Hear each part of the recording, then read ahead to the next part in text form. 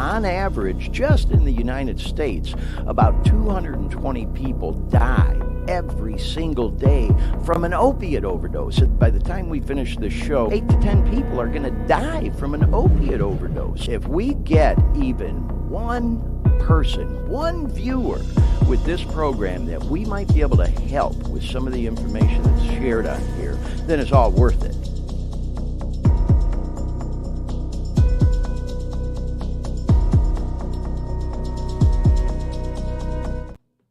Well, good afternoon and good evening, everyone. Welcome to the Dare Me podcast. I'm your host, Glenn Victor.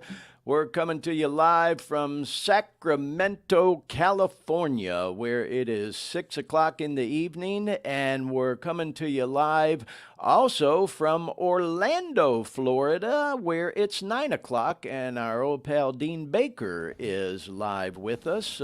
Dean is running everything behind the scenes, and there he is. What's happening, Glenn? Dean? How are you, my man? Good evening. Good Sunday night. Mother's Day. Yeah. Good. Everything's good. Yes, sir. And yeah, right out of the gate, we want to say Happy Mother's Day to all the mothers and the moms out there.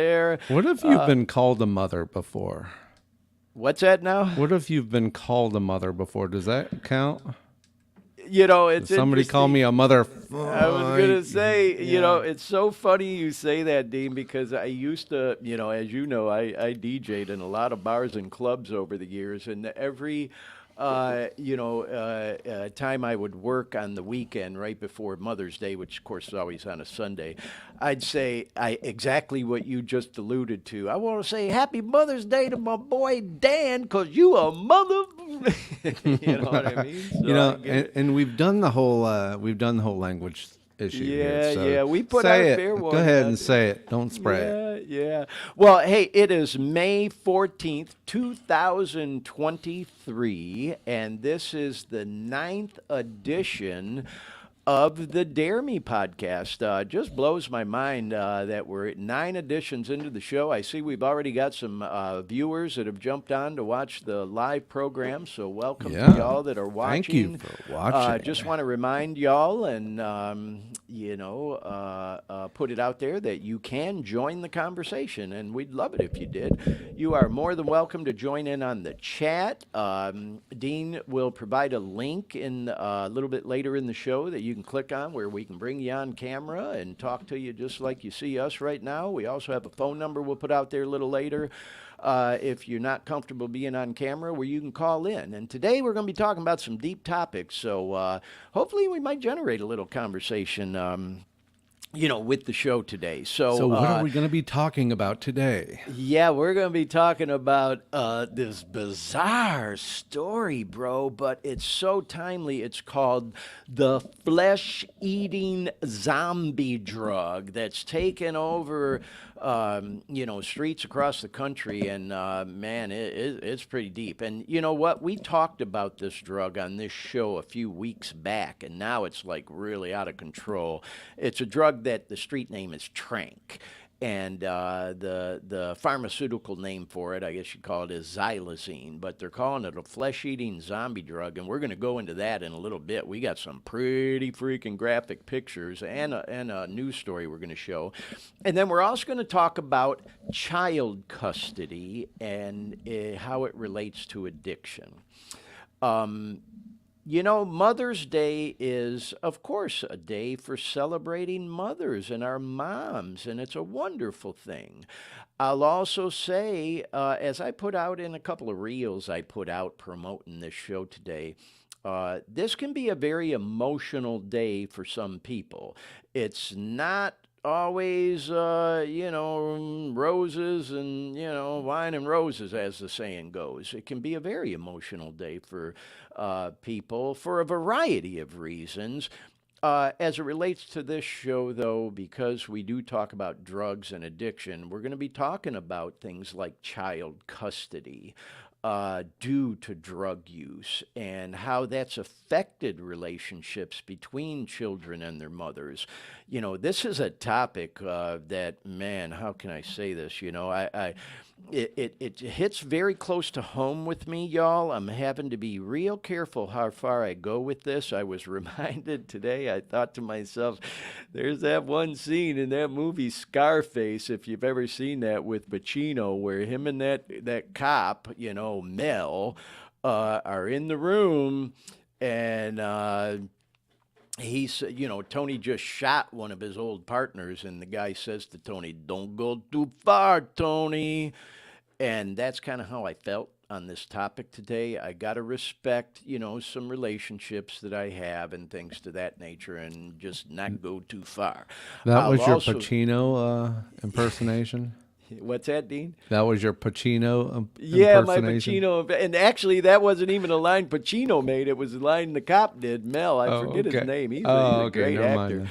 But Been a yeah, while. it just came out. I mean, anybody who hasn't seen that movie, man, welcome Yeah, to reality. kind of Go missed the see boat it. there. It's a classic. But anyway, yeah, I'm going to respect, the relationships and boundaries there. I'll also say it's a topic that does hit home with me. It's a very deep topic, how drug use and things to that nature affect child custody. And, that could be the drug use itself. Maybe CPS, Child Protective Services, takes a child out of the home because of not just maybe a mother, but parent using.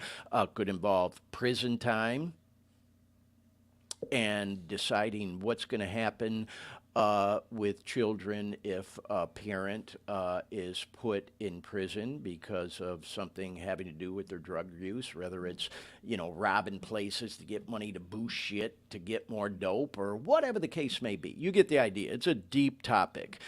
Foster system is flooded with kids right now. It's out of fucking control because of this opioid epidemic. So, Dean, you asked. I don't want to get too far into it before we actually get to the meat and potatoes of the show. But yeah, those are the main two things we're going to be talking about today. This flesh-eating zombie drug that is just so fucking horrible, man. I mean, obviously, that's an attention-grabbing headline, sensationalizing it, zombie eating. But it is. When you see these fucking pics we're going to show y'all, it fucking blows my mind. They're gross. We're just going to give you a heads up. There's some pretty gross pics, but it's reality, man. It's the real deal. And then, like I said, we're going to talk about, child custody on Mother's Day. And some people might think, man, that's kind of fucking inappropriate to be talking about shit like that on Mother's Day, a day we're supposed to be celebrating moms. I'll also say, like I just, made a statement about a minute ago, this ain't necessarily a day of celebration for everyone. It can be a very emotional day, almost like a taboo topic to talk about. Well, fuck all that. That's the name of our show. Dare me, dare me to talk about it. You don't like what we talk about on this show? Maybe this show ain't for you. Do your own fucking podcast. You know what I mean? It is what it is. There ain't no topic off limit on this fucking show, and that's for goddamn sure. And so, yeah, if it's taboo, all the more reason I want to talk about it. So anyway, with all that said, thank you for tuning in, y'all. Whether you're watching live or you come across the recorded version of this show, I always like to do a little recap of the purpose of the show. I think that's very important. I know we've got regular viewers and followers and all, and that's great. We appreciate y'all that have been, checking out the show regularly. Our growth numbers, which we're going to talk about near the end of the program, just blowing my mind. I just can't believe the reach we're getting already. It's just crazy, man. Anyway, so, although we certainly appreciate all our regular viewers, listeners, our goal is to attract additional people who are trying to kick an opiate addiction, or really any drug addiction for that matter. We try to keep the show entertaining for anyone, and educational, informational, that whole thing. The whole purpose of this show, though, was to try to get to anyone who may be looking to kick an opiate addiction, like I was. When I became hopelessly addicted to opiates, it all started when I broke my ankle and I was prescribed opioid medication, and turned into a 9-year run on that shit, y'all. And over the last couple years, I was trying like hell to kick, and before I was finally able to, at the end, I was snorting heroin. Heroin, of all things. I had no desire to be doing that, but I would get dope sick if I couldn't get the pills I became physically dependent on and addicted addicted to. And, the dope man, the plug, whatever the fuck you want to call him, would say, hey, bro, we ain't got the good, as they say, but I got some fucking heroin. At least it'll hold you over so you're not dope sick till we can get some more of the good shit that you want. The oxys, the perks, the norks, whatever the fuck you want to call them. And thank God I have over 2 years clean again. And I say again because it ain't my first rodeo with this whole addiction thing. I got clean as a younger man. I started partying, getting high, and using as a teenager. And, into college, got involved with frats and frat parties and all that crazy shit. Yeah, I'm one of them guys. And I got clean for the first time at like 25, stayed clean for almost 17 years, had a horrible relapse on the booze, going through some personal shit, whatever the fuck. Stayed clean for over 6 years, and then got hooked on the opiates, and it went on for 9 years, y'all. I was one of them functional addicts, the proverbial functional addict. And then when I really realized how fucking that shit had turned on me, because it turns on you. It all starts out real good. And, I've said on this program, man, I thought it was the best thing that ever happened to me when I first started taking it, because it made me feel great. Those euphoric feelings. And it definitely took away all the aches and pains I was having and everything. And so, for an addictive person, really anybody who becomes physically dependent on it, you want more and more and more and more and more. Who wouldn't want to feel that great all the time, and I'm not trying to make excuses for it. I knew better. I had no business taking no fucking narcs, but I did, and I got hooked. And it's nothing to be ashamed about, y'all. I was for a long time, not anymore. I was looking for answers at the end of that addiction them last couple years online, on Google, on YouTube, how to get through opiate withdrawals, things to that nature. And I found some good stuff out there that we've talked about on this show. We'll talk more about moving forward. I didn't find anything, though, like what we're doing on this program, talking about it, inviting people to chime in. We've had quite a few people chime in on this show over the last 8 episodes we've done. I don't know how much interaction we're going to get today, Dean, with it being Mother's Day and all, but that's okay, because you know me, I got no problem running my mouth. And, so anyway, that's kind of a recap of the show. If you're a person struggling with opiate addiction who may have come across this program, because we put it out there, with all the hashtags and the show descriptions. We're on, I think 4 different Facebook pages now, a few different YouTube channels, a couple different Twitters. Now we're live on LinkedIn today for the first time. We're out there doing promos on TikTok. So we're out there, we're doing all the things, and going to expand even more. What's that, Dean? We sure are out there. Yeah, we are. And again, this show is really growing. It just blows my mind. The number of views at this, the recorded version, of course, gets the most interaction. We do get quite a few live people, and we appreciate that. The recorded version, of course, is where we're getting all the growth. So anyway, always like to recap the purpose of the show. Again, if you're somebody struggling with opiate addiction or any drug addiction, and you do come across this program, this may be the first one out of the ones we've done that you see.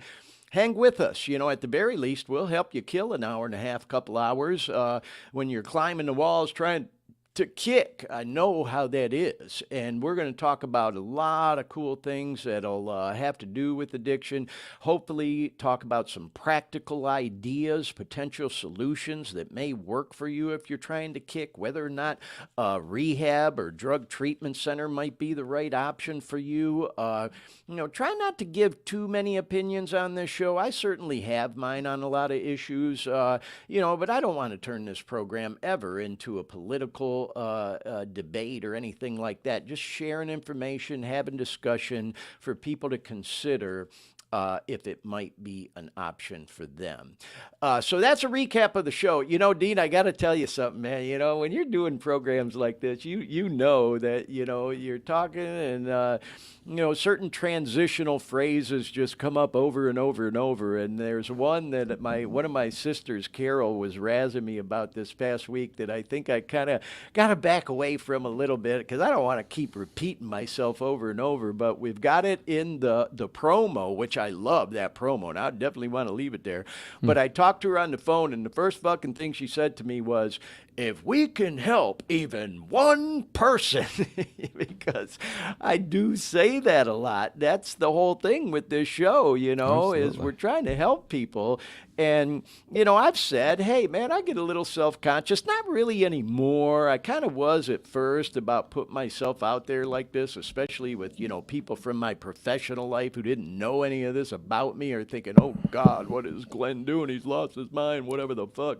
You get self conscious, you second guess yourself. And so I think part of the reason that I kept repeating that is because I was feeling a little self conscious about, oh my God, what is this guy doing? Well, at the end of the day, y'all, that's true. I'm just really hoping to help even one person to get through an opiate addiction, any drug addiction, like I keep saying, and hopefully stay alive for themselves and for their family even one day longer by sharing my story. I just feel like I have no right to keep to myself what I went through and was somehow miraculously able to survive because I had just about given up on ever getting clean again. I tried like hell, y'all. Tried like hell.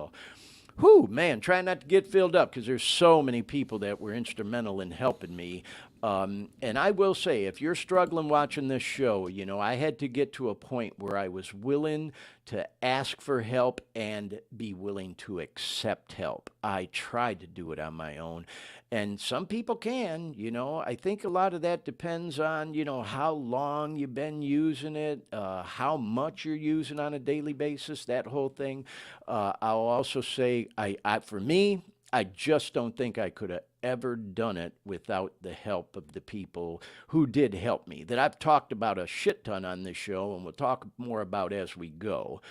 So anyway, yeah, went into kind of a long little recap of the show, but if you're a person struggling, you're watching, you're hanging with us, we'll keep you entertained for a couple hours, hopefully, and hopefully discuss some things that might help you. So we've gotten into the habit of doing some shout outs on this show, and I kind of think it's a cool thing. So we're going to try to keep incorporating this on a regular basis on this program.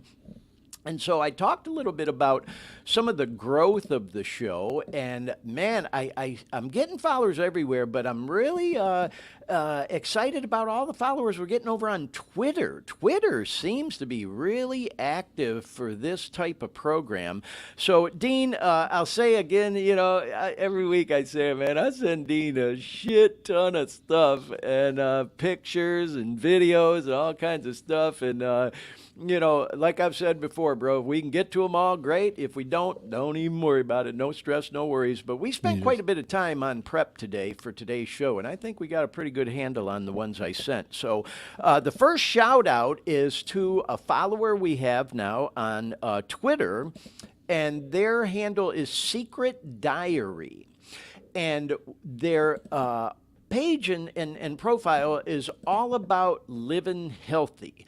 Not necessarily an addiction recovery. Yeah, there you go, Dean. I appreciate bringing that up, And, you can see in their description is foods, fruits, superfoods, nutrition, etc. And, well, if you can go back to the other one for a second, Dean, one thing I wanted to point out is, look at this, y'all. They have 41,000 followers. To me, that's a huge fucking number, And so we appreciate Secret Diary following us on Twitter and would love to hear from you sometime. I'm going to do a reel shouting some of these people out so they see we're talking about them. And then, the next one, Dean, not quite as many followers, but nonetheless, we're just grateful that Way of Sober is following us. They got over 1,000 people following them. And you can see, share your sober story with us all. It's that whole recovery out loud thing, that philosophy that I subscribe to with this program. And so welcome, Way of Sober. Thanks for the follow on Twitter, and I followed you back. So there's a shout out there. Okay, this one we don't have a pick for, Dean, but I do got to send a shout out to a couple of family members. I have a nephew, Jason, and his new wife, Chantel. They just got married, and I had to say something about it. I'm going to be going up to Detroit and Michigan, Southeast Michigan area for a big party to celebrate. They're going to have a reception reception, but they did just get married. So I want to say congrats to them again. I, of course, sent them a text and all that DM stuff, And then the next one, I want to send a shout out to our great friend Dennis Salvaggio from Central Florida, also affectionately known as the Orlando Magic Fat Guy. And that's not a name I gave him or anything like that. It's a nickname he was given. God, I think it's been over 30 years ago. He is, in fact, the Orlando Magic's biggest fan and is, gotten notoriety literally across the country because of it. It really kind of took off for him with that whole persona back in like the early 90s when the Magic were really, hot with Shaq and then Penny and all that whole kind of thing going on. And I've talked about Dennis on this program several times. And both Dean and I had conversations with Dennis this past week. I spoke to him at length for a few times, and he is confirmed now as a guest on the show next week, Sunday. So be sure to tune in because it's going to be a great show. And we had a few pics of Dennis. Yeah, there's one of them. Dean, appreciate you bringing that up. That's kind of an older one, but there he is, man, up in the stands, and you can see a couple of fans are looking at him like, "What the hell?" And then there's a couple others too, but. Here he is actually out on the floor with his cape and all because, he'll tell the story in a video we're going to show in a minute, but you can see this is from the actual Orlando Magic's Twitter page, and they call him the Fat Guy, which again is a nickname he's embraced. I'll also say Dennis, when he's on the show, is going to talk to us a lot about this whole experience with the Magic, but fitness as well, because the dude has lost a lot of weight. He ain't the fat guy no more. I mean, that's his persona, but he lost 130 pounds and eats healthy and all that stuff now. So we're going to talk to him about that. And then Dennis is also a very accomplished photographer. And again, I don't want to, spend too much time talking all about him today because we're going to talk to him next week on the show. But I thought I'd mention that as well. And then, of course, in addition to all that, a lot of our friends in Central Florida know Dennis is also a criminal defense attorney and a damn good one. And he's been doing that for, God, over 30 plus whatever years it's been. And he's going to talk to us about his experiences with clients that got caught up in the drug trade and, the opiate thing and other drugs and all. So it's going to be a fascinating interview. And certainly, we've had some great guests on the show already, between my son G and Shebang and all that. Dennis definitely be our highest profile guest to date. So just thought we might spend a little bit more time on Dennis. So y'all, if you're a regular viewer or catch the recorded version of the show, a little tease for what's coming up next week. Do we have that video available, Dean? Yeah. My name's Dennis Salvaggio. I'm also known as the Fat Guy. I've been a season ticket holder since 1986. It was March 3rd of 1990, and we were playing who were then called the Washington Bullets. The game was tied, and we were going into overtime. And I kind of started just having fun with the people around me, saying, "Come on, get up, get up." And they put me up on the screen. And then the crowd started making more noise. Stuff came up, and they put stuff on the screen. They put me on the screen and said, "More stuff." And the next day, I was going to church. And my 15-year-old son was driving for the first time, so I let him drive, and I was looking at the newspaper. So the Sentinel staff had a poem about me that wasn't a very flattering poem. And he would say the fat guy went boom, boom right and boom, boom left. He put in the article that he wanted me to call him. I called him. We had lunch together, and he was wondering whether I was mad at him for the nickname. I told him no, and that's how it all began.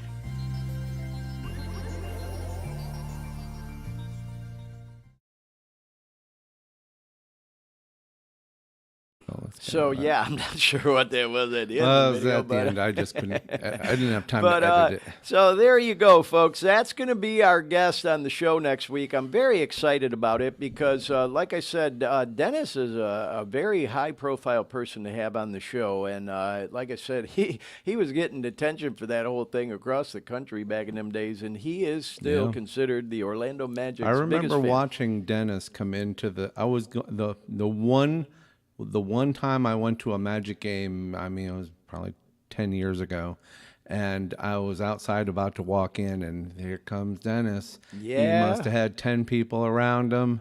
And he was walking in with his entourage, and I'm like, okay, it's going to be a good game already, you know. Well, you know, I'm glad you brought that up, though, Dean, because Dennis gives back to the community. And again, we'll talk a lot more about it on the show next week. But he does this thing, a night out with the fat guy, where he takes a lot of people, you know, kids, whatever, to the games, and it's all paid for, you know.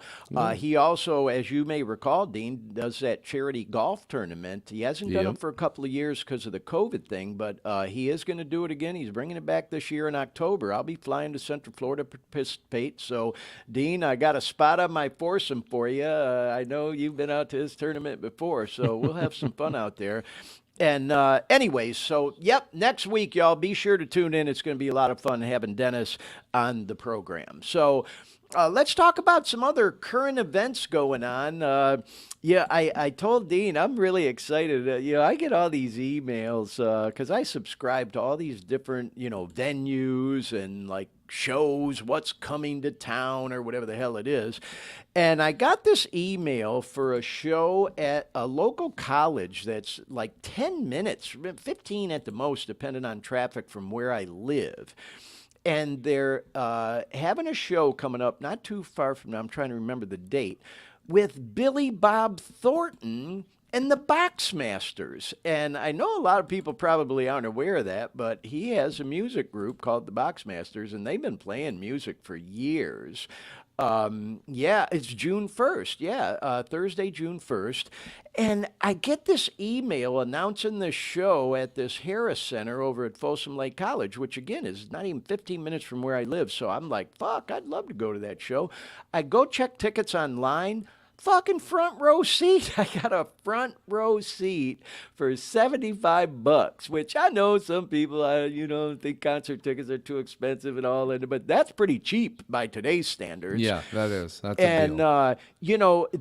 I talked to a girl on the phone there, and this theater, I've never been there before, y'all. It only holds 800 people.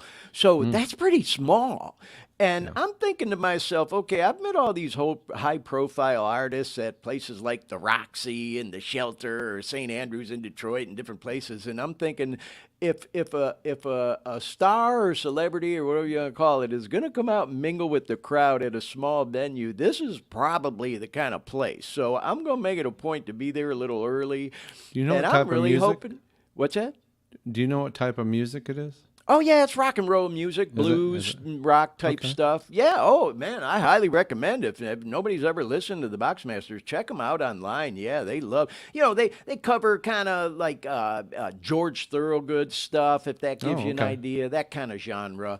But man, I don't know. I'm kind of hoping to meet the guy because I just always have loved him. And of course, God, man, Academy Award shit with Sling Blade. If you've never seen Sling Blade, come on, join reality, y'all. Watch the movie. All right, then. That is like a classic. And then, of course, the Bad Santa movies. Me and my boy G, we love them. And them movies ain't for everybody. I will tell you, they get pretty crude. But No, wasn't he also in Monsters Ball? Yeah. And of course, was he was another big married movie to, from what's her name? Angelina, Angelina Jolie. And, he's just if you ever watch interviews with the guy, he's just an all around cool dude. I mean, he is really, in my definition of cool. So anyway, I don't mean to go on and on about it. I'll talk more about it when I go to the show and tell y'all, but hey, keep your fingers crossed for me. Maybe I'll get a chance to meet Billy Bob, you never know. Glenn, try and get an interview. Oh, God, how cool would that be, man? Use your phone, Yeah, just do a I'll little even get a reverse little thing clip. and just saying, Fuck, that's a great idea, Dean. Dean. I Yeah, hadn't thought yeah. of that. I'll Try and tell him. get an I'll say, hey, bro, interview. I do a podcast, man. You do a quick 30-second interview even with me or a minute, you just never an know. hour. I mean, I may not bump into him at all. Who knows? If he don't come out to mingle with the crowd before or after the show, cold chance in Well, hell you of know, the that front happening, row, it's but got its perks and privileges. you So, never know, man. Yeah. At the very least, I'll get some front row pictures of them when they're up there jamming, and hopefully we can share them on the show.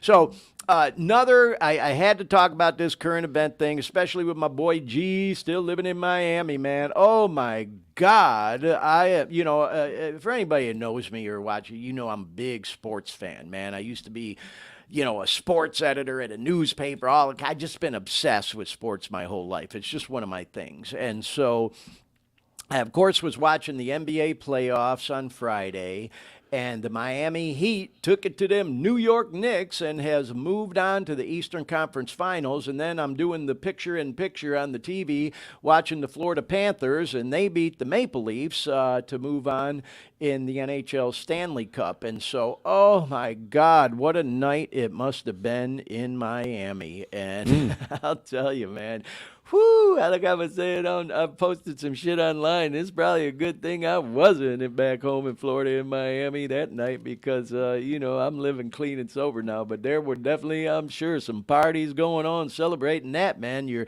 Both your NBA and your NHL team, close out a playoff series to move on.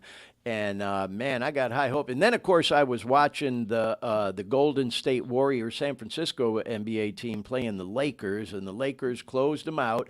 It was a fun series to watch. The Warriors definitely had an exciting season. It was the matchup with LeBron and Steph Curry, and LeBron got the upper hand this time. And hey, man, I was telling my boy, G Money, it'd be interesting to see if LeBron and the Lakers end up playing the Heat in the finals. Wouldn't that be funny, man? LeBron going back to Miami, to South Beach, as he said, in a final, but now being with the Lakers. So anyway, had to do just a little blurb about that, man. Congrats to all I know we have people down in South Florida and Miami area that, follow the program. So congrats to y'all on, the team victories there on Friday. So anyway, let's move on. I do want to talk a little bit now about last week's show and do a little bit of a recap because, man, we definitely pushing some buttons, y'all. I've been talking about, that we're getting attention. And not only are we getting attention from viewers and followers, we're getting attention from some of these platforms we're on. So if you watched last week's program and you know what we discussed, the topic was, and the name of the show was Opiates and Suicide.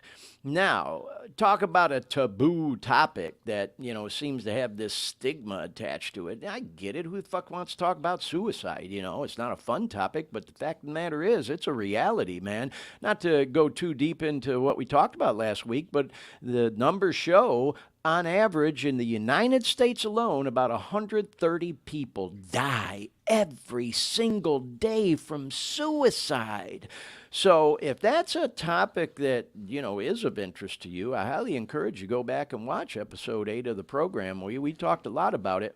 The point I'm making, though, is you put a word out there on social media or the internet like suicide, it gets attention real fast. And I was actually quite happy to see that YouTube did this.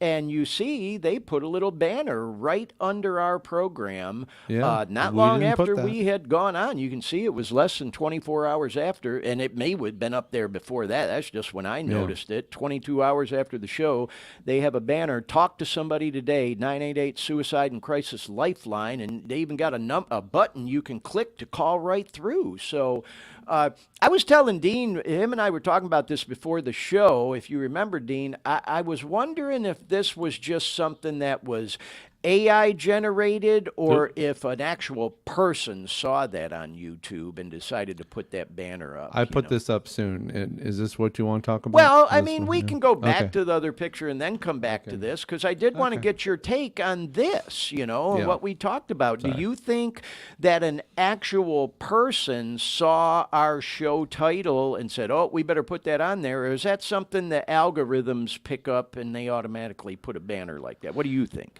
Well, they definitely can look for a word, and obviously the operative word is suicide, and that's a touchy subject, obviously, Yeah. because nobody wants to put something out there that assists people in the thing we don't want them to do. Yes. But the second you put something out there, it's unfortunate that that this needs to happen. But hey, this is great. This I've been thinking about this since you asked me the first time, and this is likely a bot. But the problem is that when it flagged, I don't know if the original message to you was a flag. Well, this is the actually, after effect. I don't know which came first, but let's go ahead and go to the next picture so we can talk about it, Dean, and then we can, pick up where you left off there.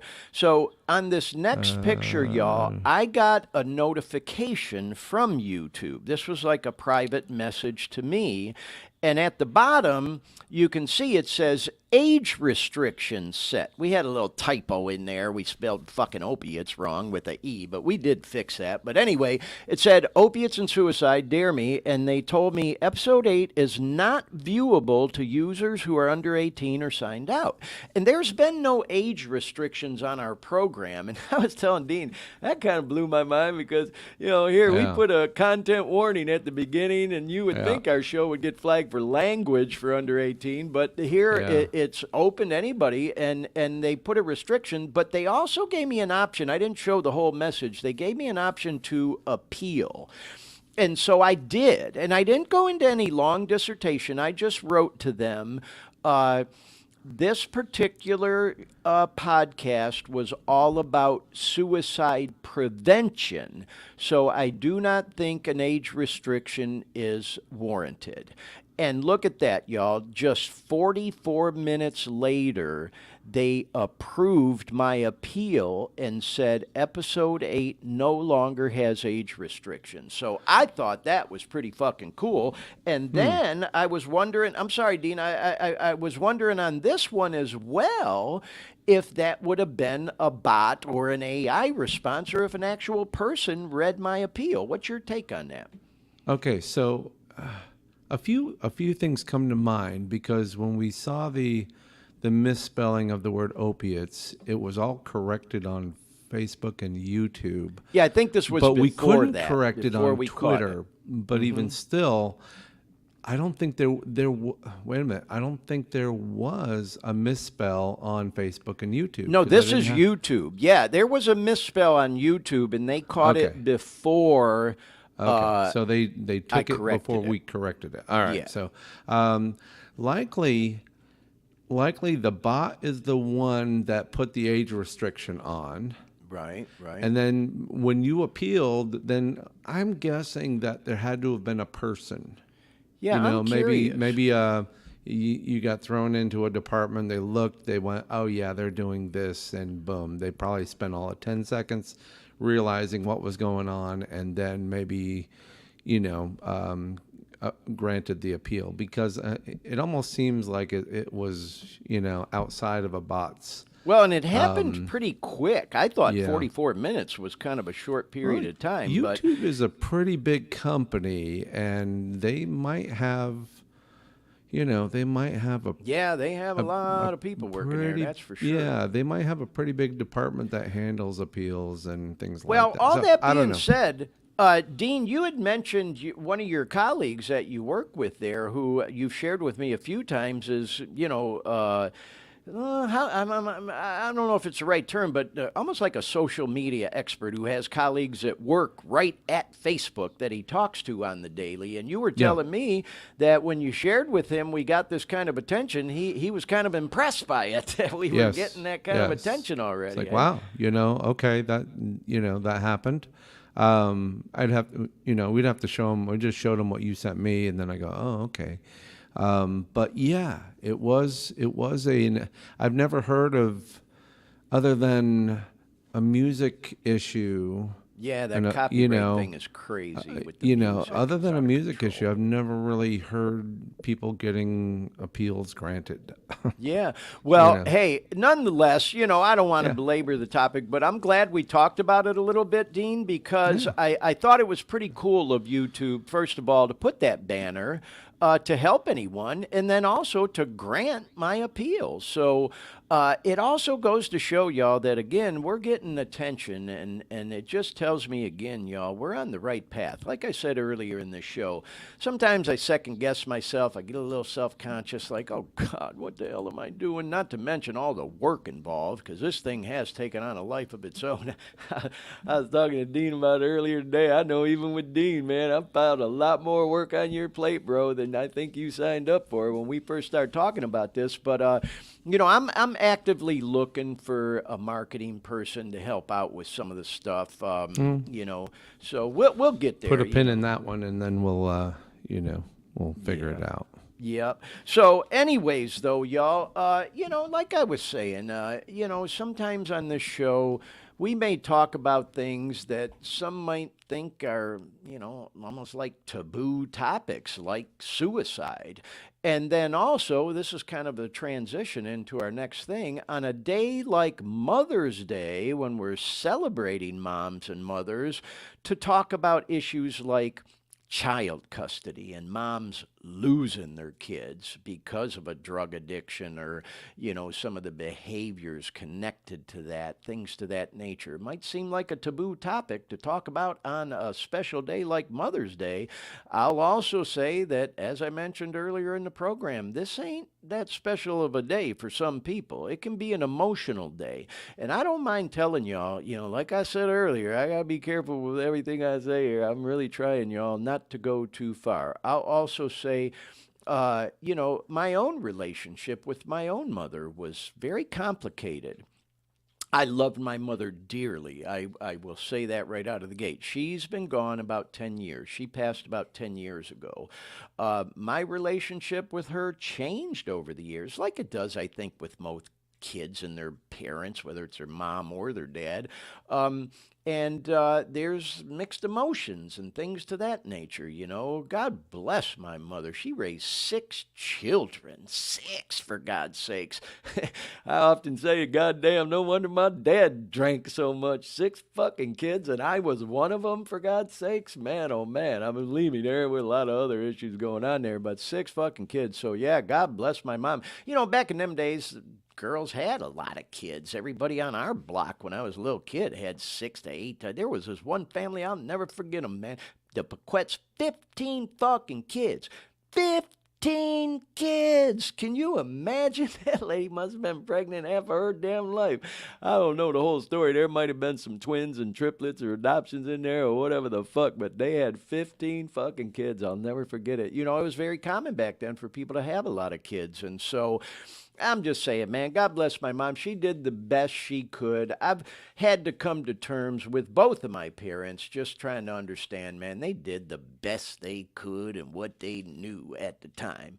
I'll also say some of the stuff that I experienced growing up fucked me up, man. To this day, I still have bad days like anybody else and have challenges understanding and accepting the way things happened because of the choices my parents made and the way they raised their children. I accept full responsibility for the choices I've made in my life. I'll also say, I was given some bum advice too from parents, one particular that cost me dearly. Yeah. And again, I've had to come to peace with that, y'all. I mean, I'm just being fucking honest with y'all. I've been in fucking counseling, therapy, diced and sliced it, psychoanalyzed, all kinds of crazy shit to get through some of the stuff that happened. I'm a grown ass 60-year-old man now, man, and I'm still fucking processing shit that happened in my childhood and early adult life. And man, it's hard. It's difficult. So anyway, I think I danced around that pretty good without being too specific. Like I said, man, I'm reminded of that quote or that scene from Scarface. Don't go too far, Tony. So I'm trying not to go too far, y'all. But in any case, with all that said, I know from personal discussions I've had with lots of other people, I'm not the only one. And I can't thank the people who've confided in me about this sensitive topic. So I know I'm not the only one. But going back to what I said earlier, y'all, I loved my mother dearly. And I got a couple of pictures we're going to show now of her on Mother's Day. Because she was a strong woman. She was very strong. She had some real health struggles near the end of her life, both physically and psychologically. She went through some hell with the whole thing. I've talked about on the show with my dad before. But yeah, that was one of my favorite pics of my mom. And her name was Mildred Carroll. We went by Carol because her mom's name was Mildred, so I think they kind of switched it around to, be able to differentiate between the two. And we had a couple nicknames for her. We called her Millie the Mauler, but she liked going by Carol. And then there's another picture of her. She was probably about I looked at, because I was looking for some other pictures last night because I thought about showing these. I couldn't find. But that was one of my favorite ones. And then this one, she's got her eyes closed, but it's always been one of my favorite pics. This is back in I don't know, man. It's probably right around 90, something like that. So it's an older picture. But this is us at the top of the CN Tower in Toronto, Canada, because I'm half French Canadian. My mom's dad was a Canadian citizen who grew up in Toronto, and then he became a U.S. citizen. He had what they call dual citizenship, I guess.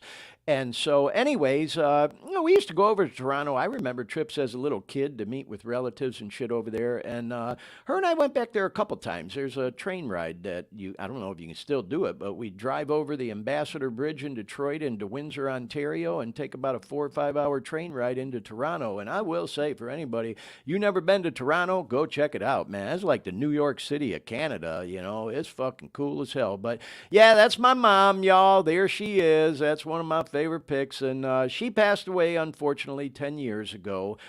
Like I said, man, complicated relationship. Boy, oh boy, with my struggles with addiction, I put that poor woman through hell, I really did, man. And she was there for me, through most of all that madness. And so then, to go into it a little bit more, and Dean and I talked about this a little bit on, before the show, that our relationships with our parents can change, where when we're younger, they're the caretaker. They take care of us. Then, as they get older, those roles reverse, and all of a sudden, we find ourselves taking care of our parents.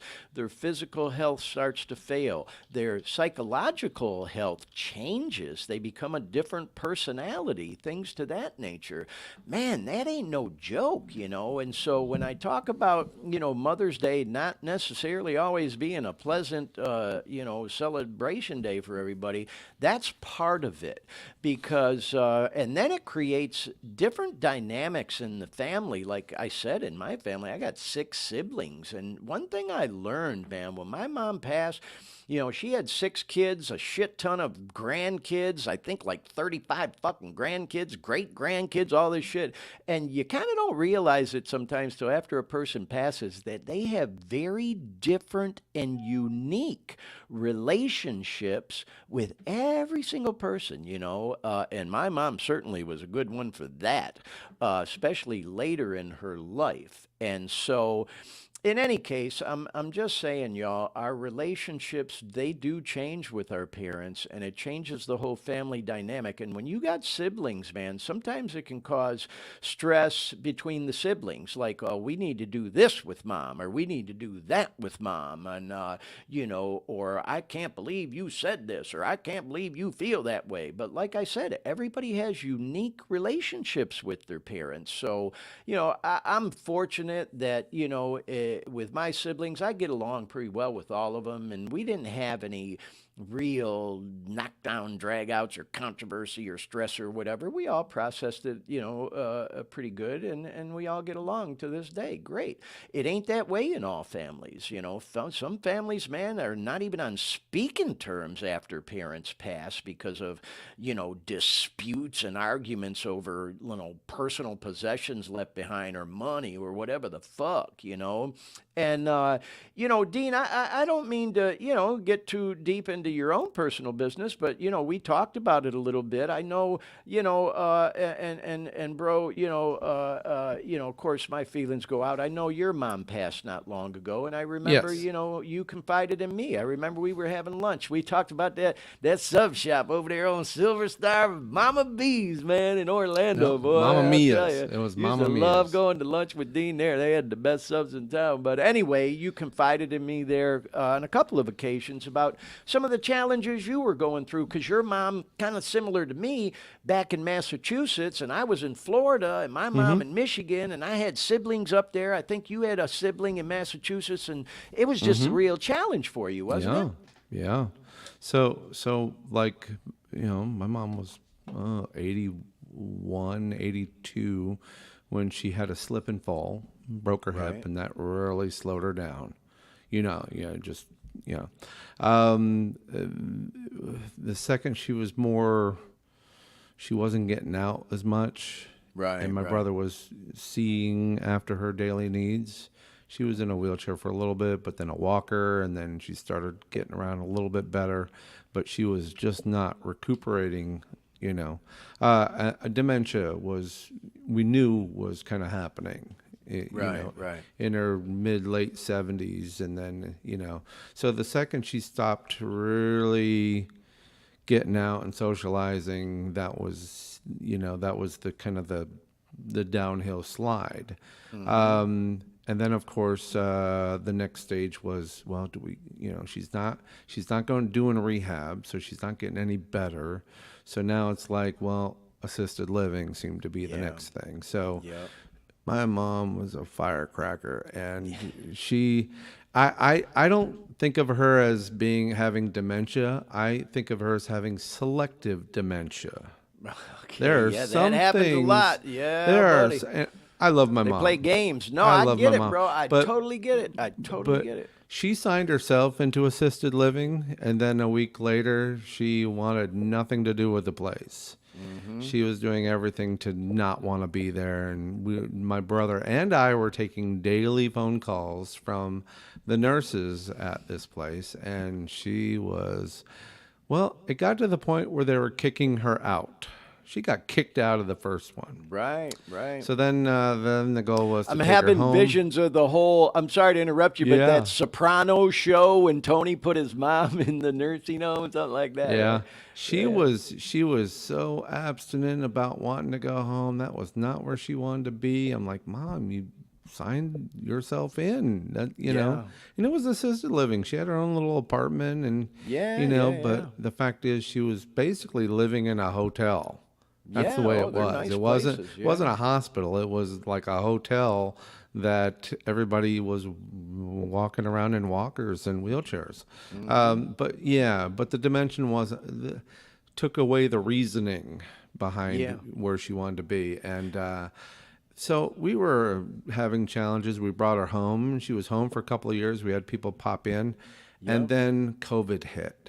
Oh, I'm sorry, no, she slipped again or something like that. So we decided, okay, we're gonna go back into a different assisted living, and of course, and then after she was there 6 months to a year, COVID hit. And she didn't die of COVID. Funny thing, she did not get COVID. What happened is once COVID hit, being that COVID was hitting a lot of hospitals and Yeah, it hit the nursing health homes centers and hard. assisted livings, and older people were dying, So a lot of these, including the one she was in, a lot of them went into lockdown. Yes. And you can almost think lockdown is, well, kind of like solitary confinement. Yeah, well, we all saw pictures on the news during COVID of people, outside the window to, Right. talk with their mom or dad. Yeah. So the only communication my brother, because he was on site and he would go see her like daily, the only way he could actually see her is through a window. Yep. Yep. And with somebody with dementia, that's kind of, she needs it. that contact. And she would have been fine. She'd probably still be alive today if they didn't stick her in solitary confinement. Now, that's the equivalent of, well, you're staying in a hotel and they say you got to stay in your room. We'll bring you food. We'll shove it under the door, Yep. And the woman was, I mean, she was strong. She was healthy. Other than the dementia, she was healthy. Yeah, well, Dean, I can't thank you enough for sharing that story, man. And it's a prime example of what I was saying, how the dynamics of that mother-sibling relationship changes, And I didn't mean to bring it up. It just kind of came up. But, boy, now that I'm thinking about it, that Tony Soprano, dynamic with his mom in that show, Sopranos, wow, how real is that, man? They did a great job. I think that's part of the reason that show was so successful is they did such a great job with that dynamic of the battle a sibling goes through when their mom gets that way later in life. And, like you said, my mom was the same way, Dean. Firecracker, man. When she was younger, she was my running buddy, my road dog, man. We used to do shit, go to ball games and concerts and, all kinds of shit. We'd take road trips. And then when she got older, and her psychological health and physical health just wasn't there anymore. Her whole personality changed, man. Right. And boy, did I miss that person from when she was a younger firecracker. And it caused tension and problems, not just with me, but my siblings. It's tough. Just man. to kind of, there's obviously an ending, but yeah. with my mom during the lockdown lasted for her about 4 months. At about 3 months, she stopped eating. She had no desire to live. And then by the time I flew up and saw her, which when you don't eat, and she was losing weight like crazy, and of course your vitals start going downhill and the body starts shutting down. By the time I actually got to see her, and unfortunately, it was. I go up there, and of course she's now in a hospital room in hospice, and they made me wear a full body suit with remember what was that Dustin Hoffman movie, the pandemic movie? They made me wear the entire garb. Yeah. They made me wear virus like or whatever the hell. Well, whatever. But they made me wear this whole thing that you couldn't see my face. So I'm That going probably there to see freaked my her out more mom. than just the pandemic. And it's it's 4 or 5 months into the pandemic, so everybody's freaking out. And you know what? She was barely coherent. She probably thought I was an alien for all she knew. Yeah, that's what But I'm saying. my brother and I are in Figure there, out. and we're with her, and we're saying our goodbyes, and we're letting her know it's okay. It's okay. You've done your best. And I took the headgear off just so she could see my face. Right. And against hospital rules, screw I 'em, get it, though. That's your I don't mom, care, I'm gonna see my mom, and I'm gonna let her see my face, and that's something I needed to do, and so that was it. And unfortunately, I couldn't be there to the very, very end. My brother was, but she didn't survive like 2 days after that. So Wow, that's a powerful story, yeah. Dean, and so emotional, man. You know, I'm trying not to get filled up listening to you tell that story, but bro, I can't thank you enough for talking with us about it on the show Yeah. today because it hits home with so many people. I know for a fact. And you know, there was something you said that I could totally relate to. You said that, you know, and I'm paraphrasing here, near the end there, your mom was like ready to go. Yeah. And I believe that was the case with my mom. I remember, and I remember this a lot because it kind of hits home with me. I remember her saying to me, because me and my siblings, we would always try to get her to do shit. You know, come on, do this, do that. But she was on oxygen by then and all kinds of shit, and it would stress her out to do anything. And she once told me, she goes, Glenn, when you get older like I am, you just get tired. And I believe she was ready to. I think she was tired. And, you know, my mom, she lived a long life. She lived to be, I think, 76. There was some debate over what year she was born because she had kids young and she was so caught up in appearances and self-conscious about, I think, how young she was when she had my first two sisters, but that's a whole nother fucking story. Whatever. She was in her mid 70s and she lived a long life, full life, 6 kids, and you know, just I could go on and on about it. Like I said, though, I think she was ready at the end because she did tell me that you just get tired. And to transition off of that into where I was, Dean, at the end of my opiate addiction, and you know, talking about suicide on the show last week, and you know what we've talked about today, that's how I felt at the end of my opiate addiction. And I used to think about when she said that to me because I was so fucking tired, Dean. I was just so tired of living that way.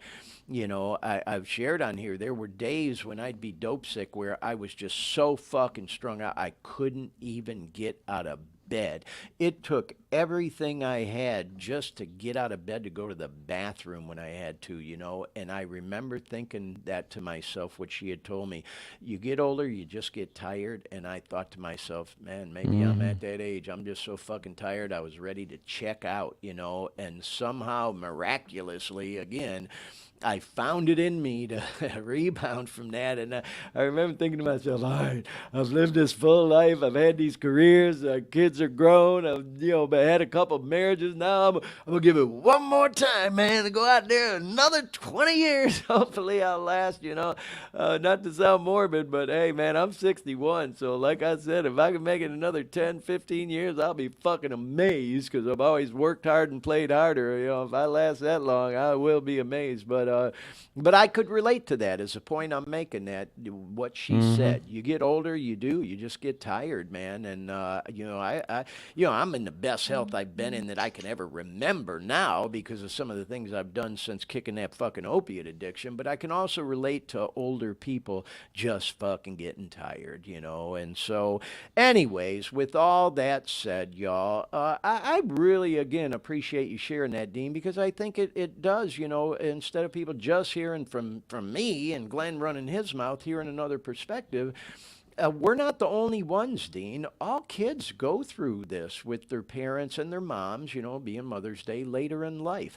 And there is that transition in the relationship, and it can be a challenge sometimes, man, because they take care of us when we're younger, and now all of a sudden, you know, we're taking care of them when they get older. You know, we go from being the ones in diapers to them being in diapers when they get older. You know, I've said, man, God, I hope I don't fucking ever become a burden to my children, man. I hope, you know, maybe I just go suddenly wake up one day and have a fucking heart attack and fall right back on the pillow, you know, or something like that, you know, because I don't want to become a burden to my children or anybody for that matter. And I damn sure hope I don't ever become a fucking Ken or a Karen.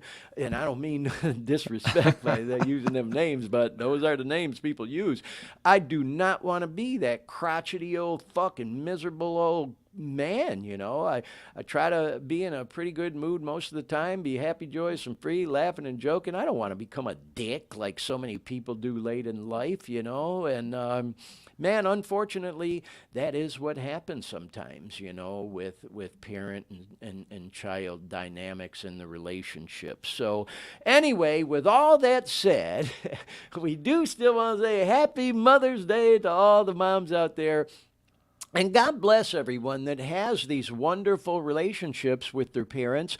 And that's another thing. It can be a challenge because everybody, and I get it. I'm not criticizing it. Everybody posts all these pictures on social media. Here's me and my mom, or me and my heavenly mom, or whatever the fuck. And oh, God, we loved her. And that's wonderful. I just, thought it was important to maybe put a little friendly reminder out there that, man, it's not always a fun day for some people because there may have been challenges in that mother-child relationship, as we're going to talk about more in this program when we get to things having to do with custody issues, because we haven't even gotten there yet. We're still just talking about Mother's Day, We're going to talk about, moms losing custody of their children over drug use or some of the resulting behavior from that drug use, getting locked up, whatever the case may be. But before we get to that, we had to go into this topic first. More current events and kind of transitioning into the news of the past week, which we've kind of gotten the habit of doing on this show, because there's always something in the fucking news about the opiate epidemic or drugs or something. And some of our viewers, listeners, very well may have seen this story hit Friday night.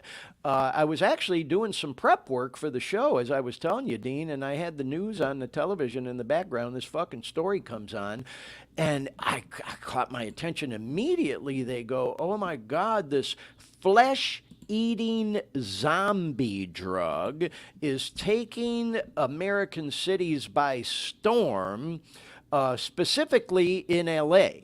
And I was just down there a couple of weeks ago, man. And, you go to certain parts of town in any fucking city, you're going to be in, areas where there's homeless and crime and drug use rampant and shit. But this particular story this reporter did was in this area of Los Angeles where this drug that we've talked about on this show, if you remember, Dean, we talked about it a few weeks ago, Trank.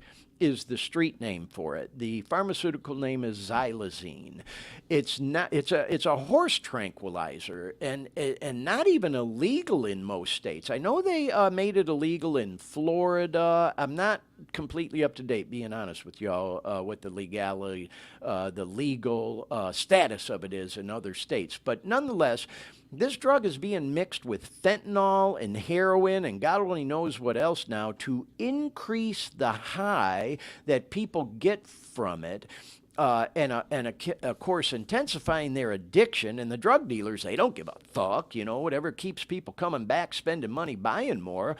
And they're cutting it with this trank shit. And now what's happened is people who are IV users and injecting this shit, when the trank or the xylazine is mixed with fentanyl or whatever else, it's resulting in these body sores and literally eating their flesh-eating fucking zombie drug is what they call it. And Dean, I sent you some pictures that I thought we might show, and then we do have a video. We're going to actually show that news report I was referring to, but I don't know which one you want to bring up first. Do you have that description of Trank, and then maybe we'll show the pictures because it's definitely just, man, another example of how far-reaching this opioid epidemic has gotten. That looks like the one, Dean, if you want to bring that up. There you go. Also known as Trank or Trank dope on the street, xylazine has become increasingly present in the illicit drug supply. And again, I don't want to sit here and read to y'all, but you see what it says, in its powdered form. They're mixing it with fentanyl, counterfeit pills, and God only knows what else. So prepare yourself, y'all. I'm just giving you a fair warning and a heads up. These next couple photos are not pretty. They're probably going to fucking gross you out, but we're going to show them nonetheless.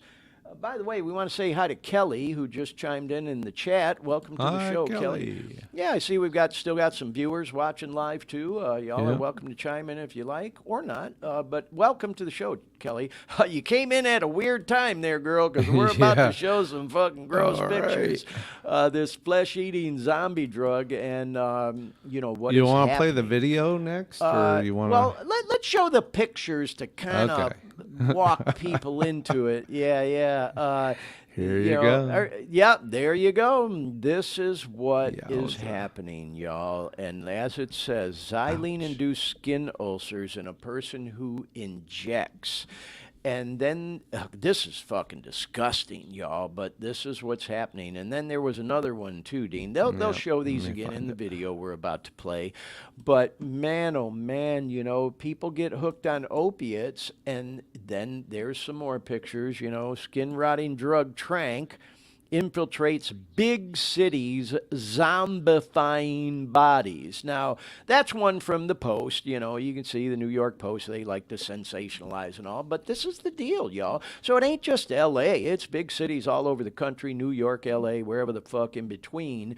And people get hooked on opiates, and then they can't get pills anymore, so they start buying heroin off the streets. It's laced with fucking fentanyl and xylazine. They're shooting it into their bodies, and this is what the fuck's happening. And, of course, we all know this eventually results in amputations and infections and staph, and who the fuck knows what all else, man. It's disgusting, and it's so sad because, as I've said on this show before, y'all, think about it, it's so easy for people to start throwing fucking rocks and stones like them fucking drug addicts. They got exactly what they deserve. They should have fucking known better and all that shit because they're so fucking oblivious to this whole addiction thing and just don't understand it. And the point I'm making is, y'all, these are our brothers and our sisters. Man, I'm trying not to get filled up, y'all. These are our moms and our dads, our children, our colleagues, our friends. That's who these people are that were sold up the fucking river on these goddamn opiate medications, and then they get so fucking physically dependent, strung out, and addicted that maybe they end up on the streets. And like with me, they can't get the pills anymore, so they turn to heroin because they're dope sick. Next thing you know, somebody says, well, shit, man, you're just snorting the shit. You'll get that effect quicker if you fucking, just streamline, or inject it. And then this is the end result of where it's gotten now because the drug dealers just don't give a fuck, y'all. They don't care. They want to do everything they can to make the dope as addictive as possible, give people that higher high so they keep coming back for more. And now this is what the fuck's going on. So anyways, Dean, if you have the video ready, let's go ahead and show it, and then I'll talk to y'all again in a second. Watch this. LA Sheriff's officials have launched a new program to track the so-called flesh-eating zombie drug. It's called xylazine. The animal tranquilizer has been increasingly showing up in local street drug supplies.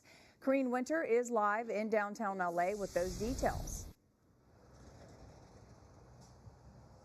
Hi there, Lou. Well, from law enforcement officials to addiction specialists out there, there's a growing concern about the effects of this drug on the streets of Los Angeles, and that's prompted new action by LA County Sheriff's officials.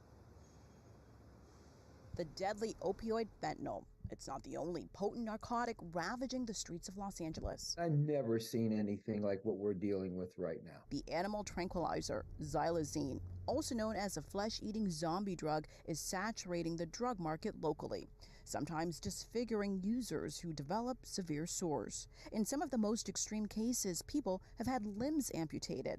Others have died from overdoses. We had a woman come in, and her sister had passed away from a fentanyl overdose. But not only was it a fentanyl overdose, her skin was starting to rot, the muscles on her leg and her arm.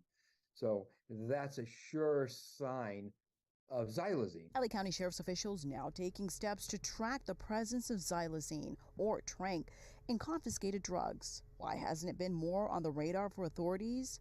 Xylazine isn't illegal. It's not a controlled substance, so whenever crime lab analysts detected the additive in other substances like fentanyl, it wasn't immediately flagged. Tranq, when added to fentanyl, increases a user's high. It's really gruesomely disfiguring people, much more likely to stop someone from breathing, And the things that come along with xylazine, it's a vasoconstrictor. So when you're injecting it, it's actually reducing the blood circulation. Both the DEA and Health Department have issued urgent warnings about xylazine. Some consider the county's pilot program a small step in this massive drug war with a staggering increase in deaths. But they say this move will give officials a better sense of the drug's prevalence on the streets of LA and how to counter this new threat. So there you go, y'all. Wow. Yeah. Again, I know I say Powerful. it a lot on this show, y'all, but There's got to be a certain kind of hell Blows for my mind. somebody who actually thought, ooh, what if I mix these drugs together to make some money? yeah, it's There's got to be a crazy. certain kind of hell set aside for that person. I Yeah. don't know what it is, but And you know what? Excuse me. This ain't the first drug that's had that kind of effect on people. There was another one that was real, getting a lot of notoriety in the media a while back called Crocodile. And it was kind of more of an overseas thing. I'm not sure what happened with the whole crocodile thing. I ought to get educated on it, but I don't think it's really a problem so much here in the U.S. But crocodile became like a flesh-eating drug. And then I was talking to a friend of mine, actually my NA sponsor, this girl Shay. We were talking last night, and she reminded me, you'll probably remember this, Dean. What was that fucking drug people were doing? I think they were smoking some kind of synthetic pot or some fucking shit where they would go attack people and like a fucking zombie, like wanna bite them or whatever the fuck. Do you remember that? That was like, I don't know, maybe 10 years ago or some shit, but point is, man, the drug dealers are always looking for new stuff and new ways to put shit out there that'll give people another level of high that keeps them coming back, and that's what's happening with this fucking xylazine. Now they're mixing it with, first it was fentanyl being mixed with the opiates. Now it's xylazine being mixed with the fentanyl and the opiates. So, where does it fucking end? And, people do get fucking physically dependent and addicted to it, and then psychologically, man, they crave that endorphin rush, and then when it's not there, that's all you can think about. It consumes your whole being, and I just thought it was important for us to talk about it on this show today, y'all. I mean, I wish I had a fucking solution. I wish, I don't even know. What's the next step? What do the authorities do? I mean, it's just, we're going to talk about it with Dennis a little bit next week about this, $6 billion opiate settlement with Purdue Pharmacy, and there's others as well. And it was a year anniversary of that settlement a couple of weeks ago, and they haven't even fucking distributed any of the money yet because they're trying to decide how to dice and slice it and use it and distribute it. And when I see a story like that on the fucking news and they're sitting on $6 billion, I'm thinking to myself, what the fuck, y'all? Come on, let's fucking do something, and they're debating whether or not, it should be used more for enforcement, making it, more strict for people busted, locking them up and all that shit, trying to create a deterrent, or, putting it into the prevention side, educating young people, kids about the dangers, or treatment of people who are hooked. And obviously, y'all, we need to come to some kind of fucking compromise in the middle, and some needs to probably be distributed to all three of them topics, plus whatever else I'm not fucking thinking of. Remember, Dean, we talked on this show about up in Seattle, they're giving fucking $300 gift cards to people who test drug-free every week. I think it's fucking crazy, I think for me, that certainly wouldn't have worked an incentive to get me clean. I'll also say, hey, who the fuck? That's just me. If that motivates somebody to get and stay clean, fuck, we've tried just about every other goddamn thing we can think of under the sun that hasn't worked. When you see stories like what we just watched, fuck, give it a try. Fuck, you get a gift card to stay clean. You got to drop a urine every week. Hey, if that helps with the epidemic and our families, like I said, our brothers, our sisters, our moms, our dads, our kids ending up in a story like that, if it helps, hey, let's give it it a try. There's going to be trial and error. There's no silver bullet, as they say, y'all. Even like when I was talking about 12-step meetings on this program, I wish it was so fucking easy to tell somebody, hey, man, go to an NA meeting. You'll get clean, and then everything's all bright and cheery, and your life's beautiful again. And it's not like they sprinkle some fucking pixie dust on you when you walk in a room. I wish it was that easy.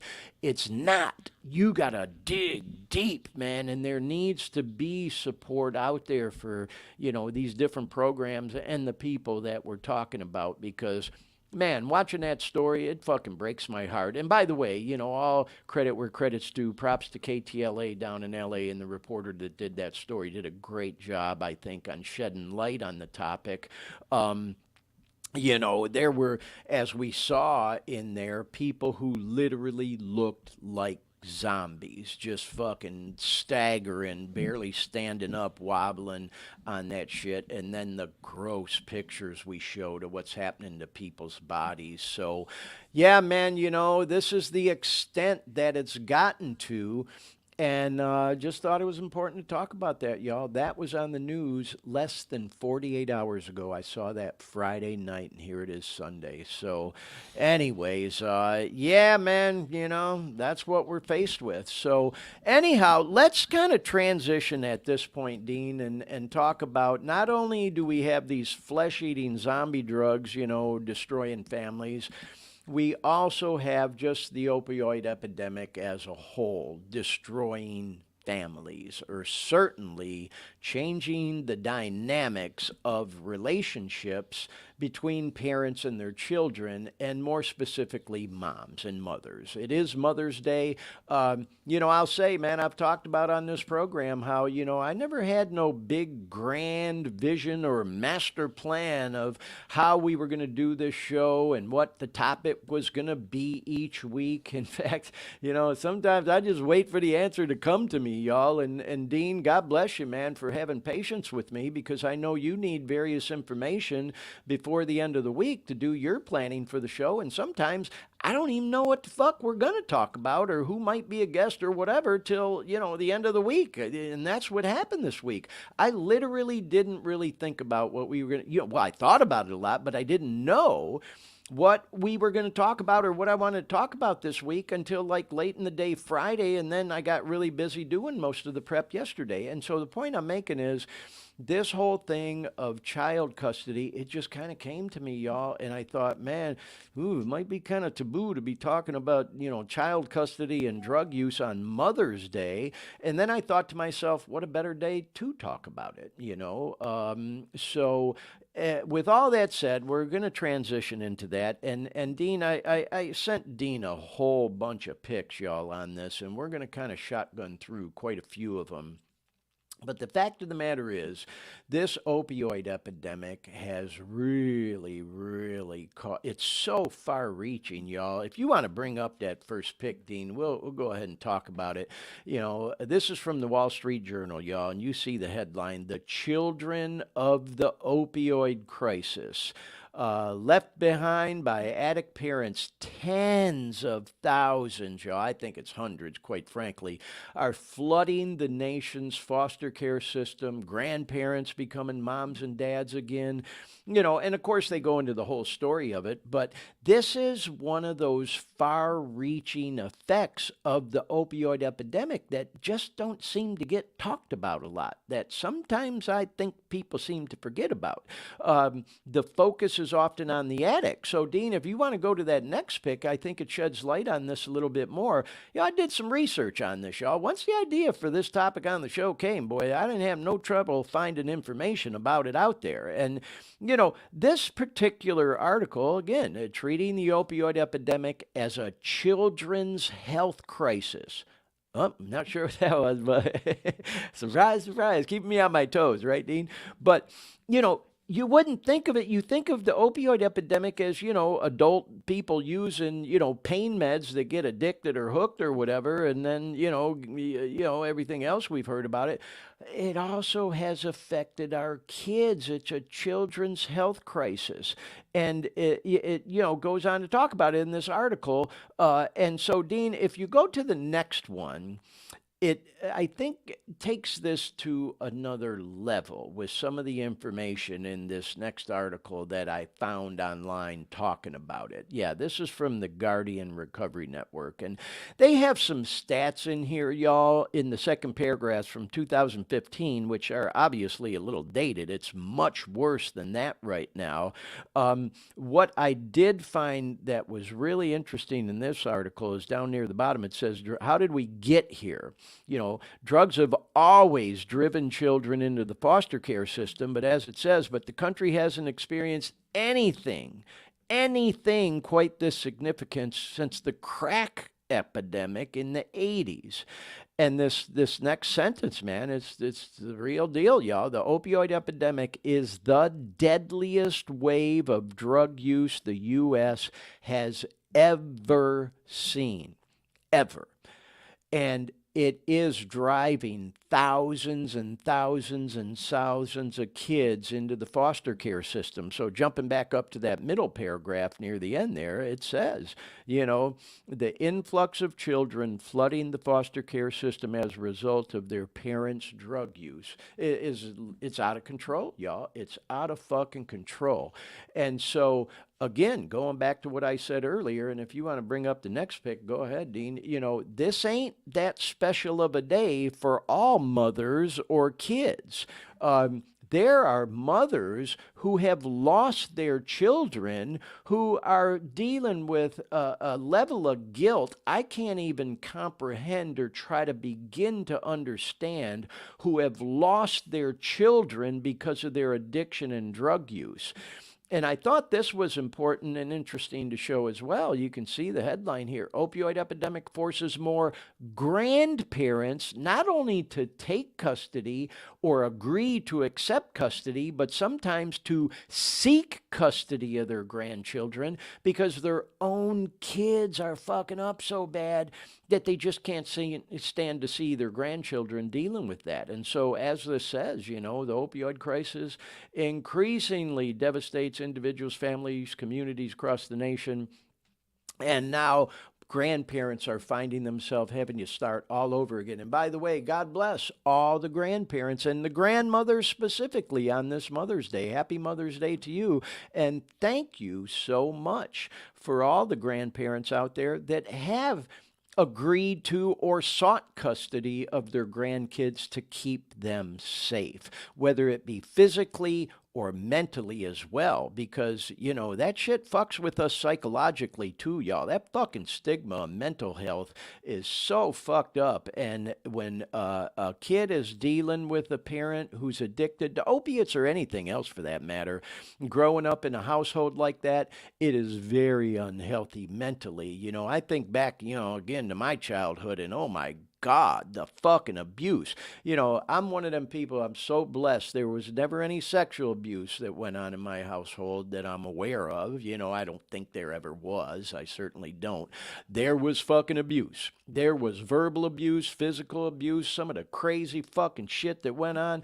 My dad, God bless him, may he rest in peace, man. He was a full-blown Elkie, and God, man, half his fucking family, they're all, you know, that's a whole nother story we're going to talk about on a future episode of this show. Fucking alcoholism wiped that whole family out. He had 6 siblings, 7 of them my poor grandmother had, and they all died from fucking alcohol. And God only knows what else they might have been using. So I'm getting a little bit off topic with that.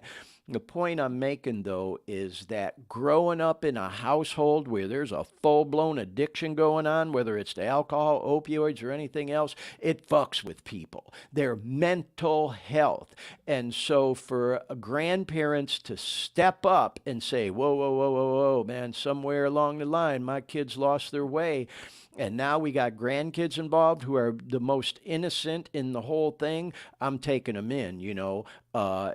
I think is just so fucking admirable, you know, and so compassionate, you know. So, yeah, this whole grandparent thing, man, it hits home a little more than, again, I can go too far on this program. But yeah, man, this is deep, and it affects tens of thousands of kids across the country, and ain't nothing new, y'all. We're talking about it as though it's something new. With this whole opioid epidemic, this has been going on for decades, where grandparents end up taking in, children because the mom or the parents are all fucked up, and that's whether they're using, their behavior results in them getting locked up, whatever the case may be. And then things transpire from there, and God only knows what can happen or what does happen. So, anyway, let's go on to the next pick, Dean, before I keep going on and on about that one too much. So, yeah, how the opioid epidemic or the opiate epidemic can affect your child custody case. So, let's talk about that a little bit, because in the previous headline we just saw, not only are grandparents sometimes being asked to take custody or wanting to take custody, they're legally having to go and get custody from their kids. And these battles can go on sometimes. And so, can it affect your child custody case if you're using? You better damn well believe it can. And if, somebody drops a dime on a mother and calls CPS and says, hey, man, Child Protective Service, you need to come in here, man. Something ain't right. This girl is fucked up. She's using. There's dope dealers coming in and out, whatever. Maybe she gets busted, and now all of a sudden there's legal problems and they realize there's small children or whatever in the home. They get involved and they're fighting for custody, maybe with the father of that child, if the father knows that he's had a child, because sometimes when it comes to people using drugs, maybe the biological father doesn't even know that he had a child, because they, are promiscuous when they're using, maybe younger, have a one-night fling or whatever, and maybe the father doesn't even ever find out, and then all of a sudden does, and now all of a sudden he wants to get custody, but the mom's using, she don't want to give up custody. You get the idea, y'all, these fucking layers to these onions. As you just start peeling them away, it's like I was saying, this is so fucking far-reaching and deep, it ain't even funny, man. And we don't think about all this shit on the surface, when you hear about the opioid epidemic. You just think about the people that are using, that got addicted. Oh, send them to drug treatment or rehab, they'll be okay. No, this is, as you're going to see as we talk about more, this is so far-reaching. This is on the personal level. Wait till we talk more in the show about the money involved. Holy fucking cow. So, Dean, let's go ahead to the next headline that I sent you on this particular topic, because, can addiction make me lose custody of my child? It was just kind of reiterating what we just saw, and fuck yeah, absolutely it can. So, this was one article I found that quoted the National Center on Substance Abuse and Child Welfare. So it says 1 in 8 kids live with at least one parent that has an SUD, which is a substance abuse disorder. And, think about it. What is there? About 330 million people, I think, is kind of the ballpark in the United States now. And 1 in 8, I'm not even so sure that's an accurate number. I quite frankly think it's a little bit fucking low, But nonetheless, man, it just goes to show that, it's more common than sometimes we might like to think. And so, to answer the headline, can addiction make me lose custody of my child? You better damn well bet it can. And then going into the next article, if you're a mom and you're worried about that, maybe you are hooked on opiates and you're stressing, you're looking for information about how to kick, how to get clean, what can you do, things to that nature. We've talked about it on this show, maybe going into a rehab or a treatment center might be the right option for you. Maybe you're determined to try it at home. We've talked about, things that might be a tool that could help kicking at home, like kratom. There's other maintenance drugs that you would need a script for that the next article Dean's going to show talks about a little bit. They're called maintenance drugs if you're trying to get off the actual opiates, things like Suboxone and Methadone.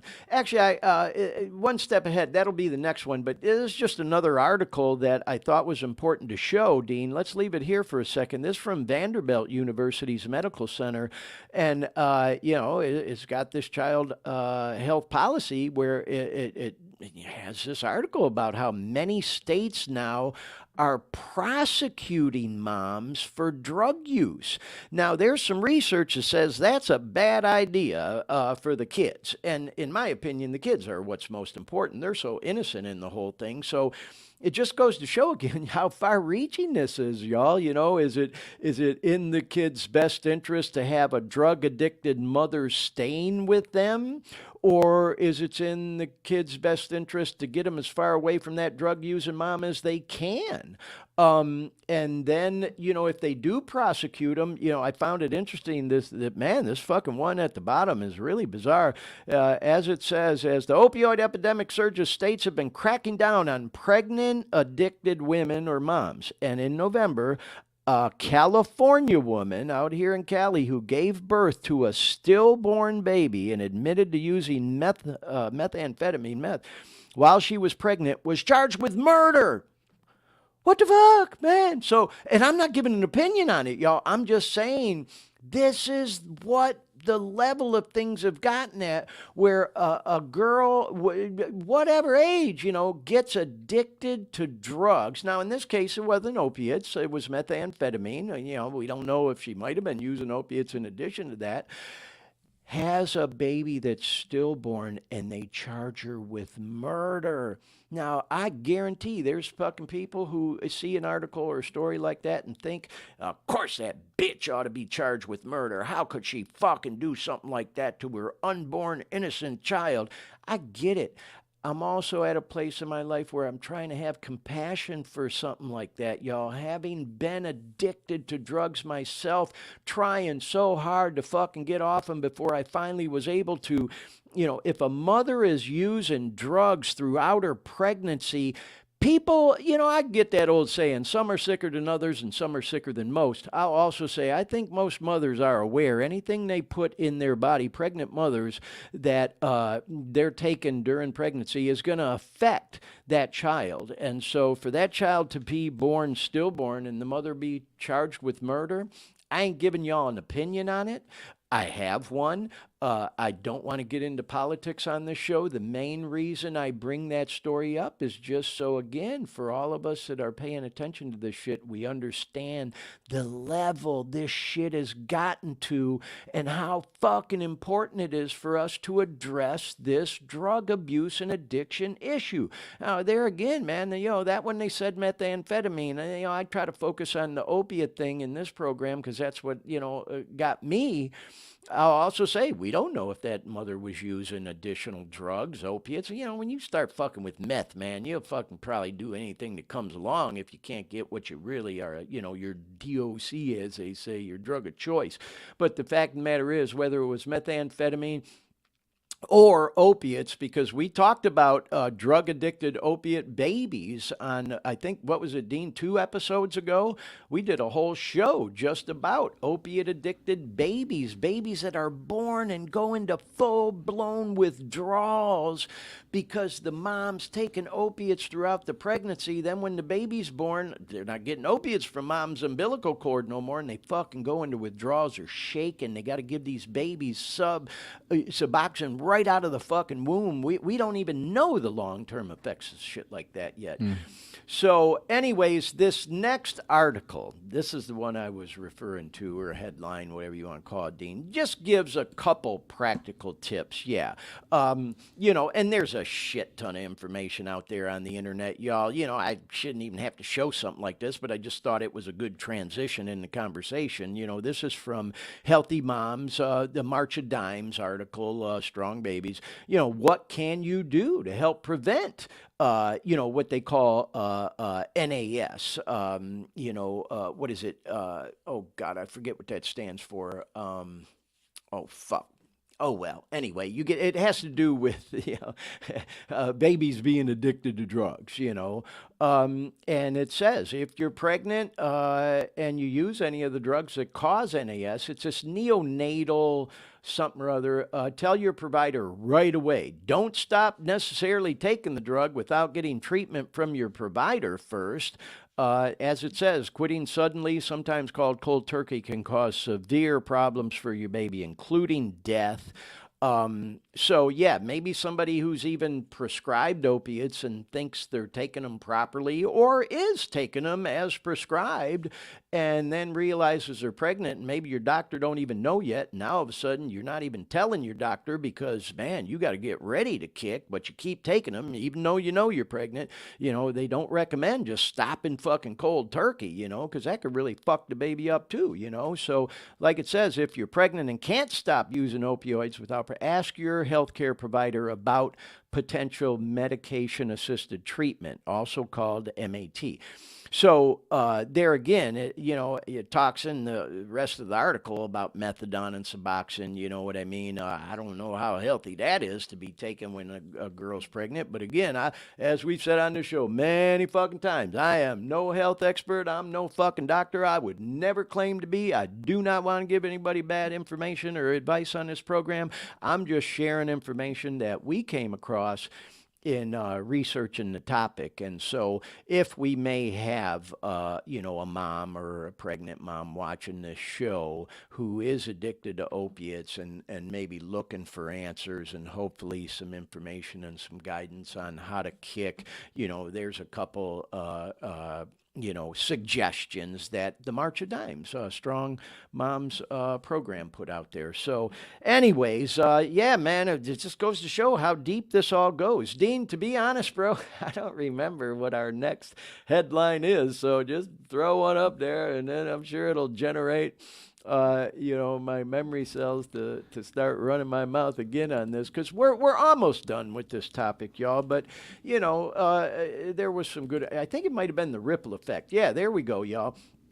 Obviously, lots of fine print here, and I'm not going to sit here and read it, I y'all. can't read it either. Yeah, I can't And even I've got read it up it if I full wanted screen. to. I read it, of course, when I looked it up. But the reason I wanted to show this is because it was a report that was compiled by, I was looking closer to see United Hospital Fund, I guess. And they did this very, very in-depth report about, how deep this whole opiate thing goes. Like I've been saying, it's so far-reaching. So if you're interested in this, beyond today's show and want to look into it a little bit more, I highly recommend checking out the ripple effect. And then the next slide, I think, was really important information having to do with this whole ripple effect because they did this initial report, but then after they finished it, it said that there were a couple of issues that it didn't actually shed light on that they went back to and did some additional research on, but. Anyways, you can see these were some of the goals of the program and the research of the ripple effect that it did. There we go. And so there's a bunch of graphics that, we're going to go into now, y'all. But you can see here, it just kind of summarizes. It's going to talk about, the financial consequences, of course, the human toll, the effect on families, generations of children to come, and things to that nature. So, yeah, if you want, Dean, we'll go ahead and go into the first graphic and spend a little bit of time talking about that. And like I said, they did this report, but then they did a follow-up to it having to do with how kids are affected. Now, you can see this was going back to like 17. So we're about 5 years out, but they make projections in this thing going all the way into 2030. But at the time the report was released, it estimated about 1.435 million children living with a parent with opiate use disorder. About 240K kids had a parent die due to opiate overdose. So think about that for a minute, the far-reaching effects psychologically and all, not to mention financially from that. 10K, children have had a parent in long-term imprisonment due to opiates, which again has far-reaching effects in terms of that child's development and growth and placement and all that kind of stuff. So then the next one, 325,000 kids have been removed from their home and live in foster care or with relatives. Think about that, y'all. And these numbers going back to 17, y'all. So you know it's a hell of a lot more than that right now. And then in the last category, it says 170,000 children have opiate use disorders themselves, or have maybe even accidentally ingested them. And so, that just kind of goes to show there is an absolute correlation sometimes with kids starting to use opiates if their parents do. So that was, I thought, some interesting findings, and kind of segue into the next graphic that we're going to look at here. And if I recall correctly, Dean, I think this next one is one of those graphics that makes some projections into the year 2030 in terms of some of the toll involved with this whole thing. Exactly, there it is. So you can see the headline, the number of children affected by the opioid epidemic by 2030, and it gives 3 different scenarios, which I thought was kind of cool. So there's the base scenario that we were saying, about 4.3 million kids affected by it. The optimistic scenario is that by 2030, that number might go down to 3.4 million. The pessimistic scenario is it goes up to 5.3. Now, based on everything we've talked about on today's show and previous shows, where do you think we're at in this scenario? It's getting worse, y'all. It ain't getting better. We just showed a fucking story of what's called a flesh-eating zombie drug plaguing the streets of all big cities across the country, not just LA. And that is a direct result, in my opinion, of the opioid epidemic, because now they're lacing the fucking heroin and the fentanyl with the xylazine. So, yeah, y'all, it ain't getting worse. It ain't getting better. It's just getting worse. So, unfortunately, I think these projections they're making in this ripple effect report for 2030 is that it's just going to keep getting worse, not better. And remember what we're looking at here, y'all. This ain't the people addicted. These are the number of children affected by the epidemic, whose parents have either died from an opiate overdose, their kids were removed from the home because of an opiate use disorder, their parents or mom got locked up, went to prison because of an opiate use disorder or other drug disorder. So, yeah, man, this shit is so far-reaching, it's affecting our innocent kids, y'all. Our innocent kids. So let's go on to the next graphic. So yeah, all the more reason. I'll tell you, Dean, I'm really looking forward to having Dennis on the program next week. As we've talked about, he's an attorney, and he does have a criminal defense attorney, by the way, and does have some stories that him and I talked about this past week having to do with, defending people charged with drug offenses, and he's going to shed some interesting light on this whole topic. And we need to get busy distributing some of that settlement money with these pharmacies. So, speaking of money, this next graphic, here you go, the lifetime societal cost of the opioid epidemic's impact on children. We're just talking about children, y'all, in 2030. So in 17, when they did this report, here we are in 23 now, $180 billion and about 2.2 million kids affected. And they're projecting in 2030, if things keep going the way they are, getting worse instead of better, in just 7 years, in 2030, that number of the financial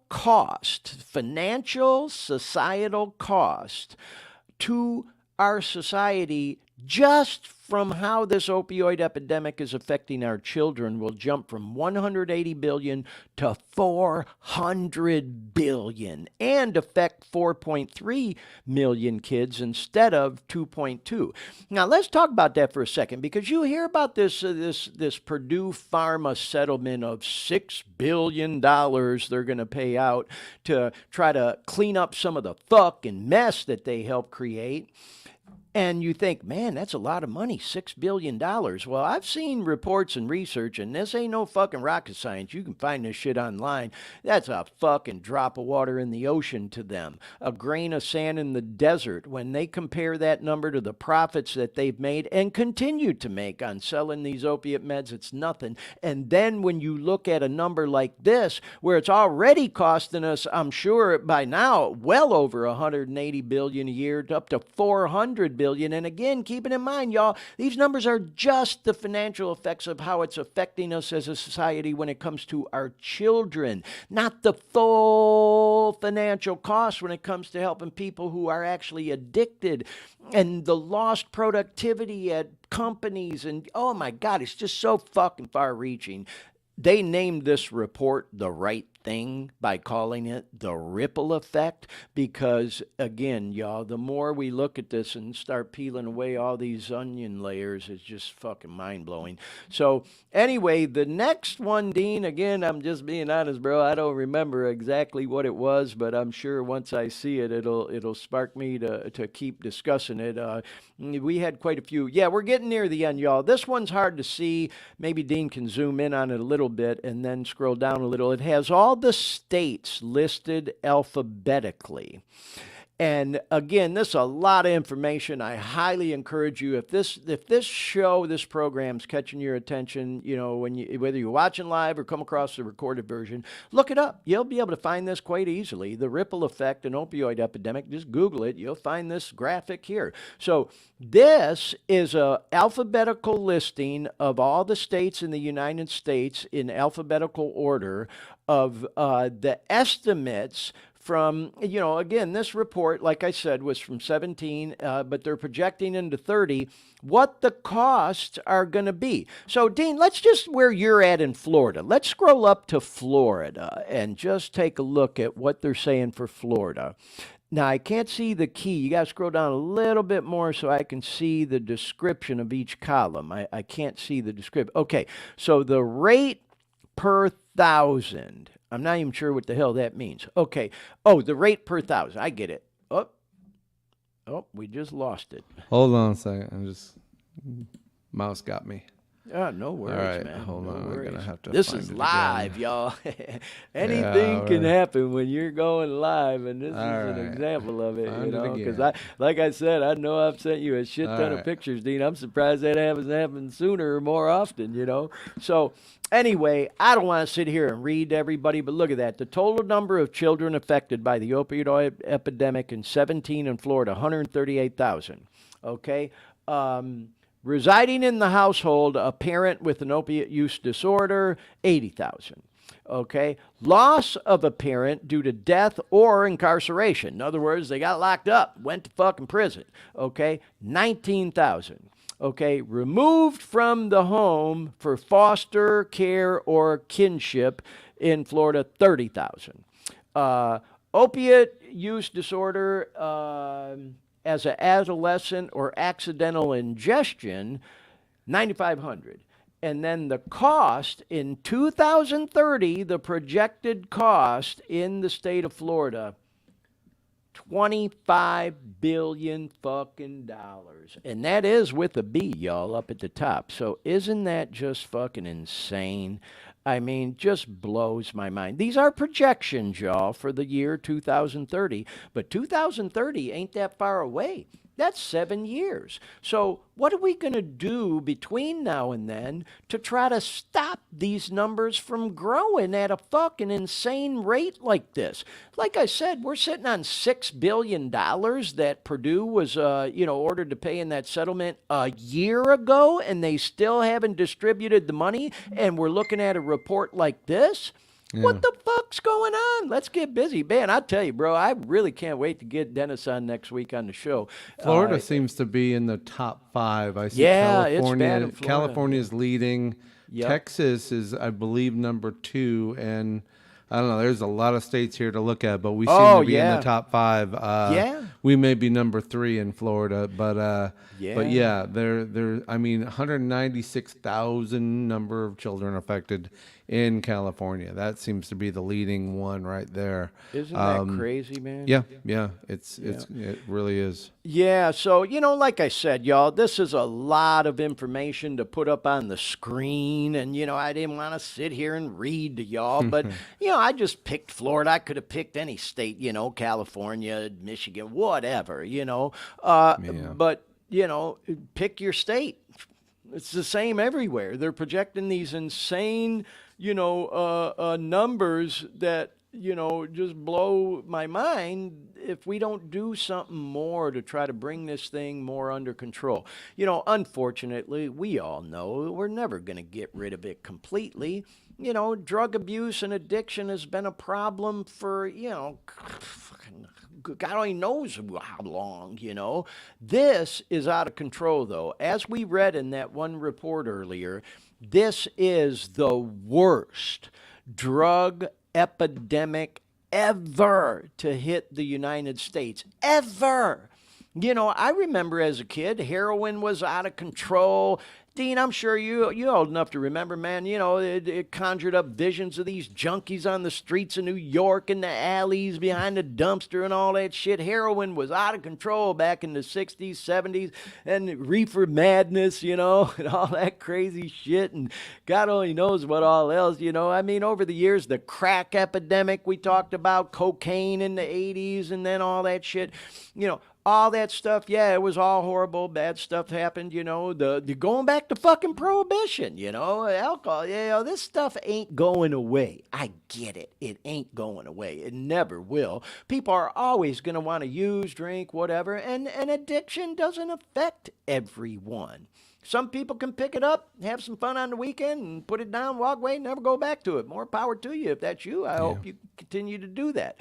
I'll also say this opiate thing, it's a whole fucking different story, y'all. Whole fucking different ball of wax we're talking about here, okay? And now you start adding fentanyl to the mix, and now this fucking xylazine, the flesh-eating zombie drug, they're calling it.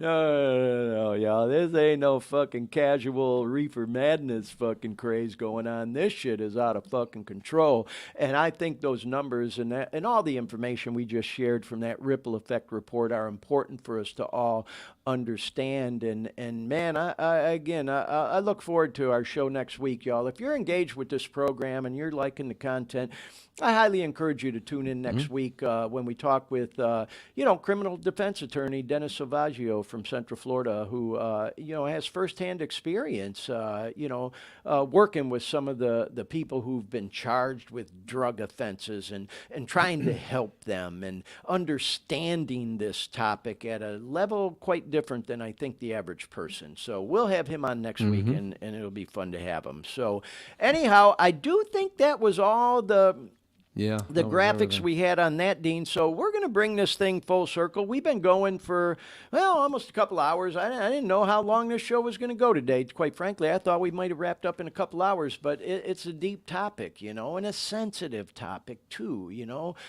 we got into it, man, talking about our moms, our mothers, our parents, our children, I don't want to just brush over that with a fine-tooth comb. Is that the saying, and so we did spend some time talking about it and got deep into it and peeled back a lot of them layers, So, yeah, man, I'm glad, that we have the opportunity to shed some more light on this important topic that is so far-reaching that affects, I think, every family, every person in the United States in some form or fashion, whether you might like to think so or not.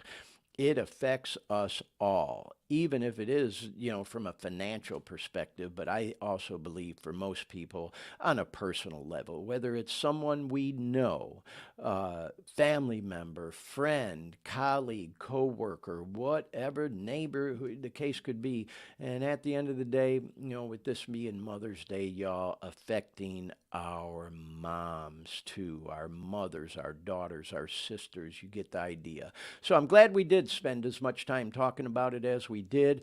And hopefully, if any, moms or anyone really comes across this show, the recorded version maybe, hopefully will be an incentive, to get clean and do what needs to be done to get your life back on track if you're caught up in that madness. So all that said, let's transition again about this program.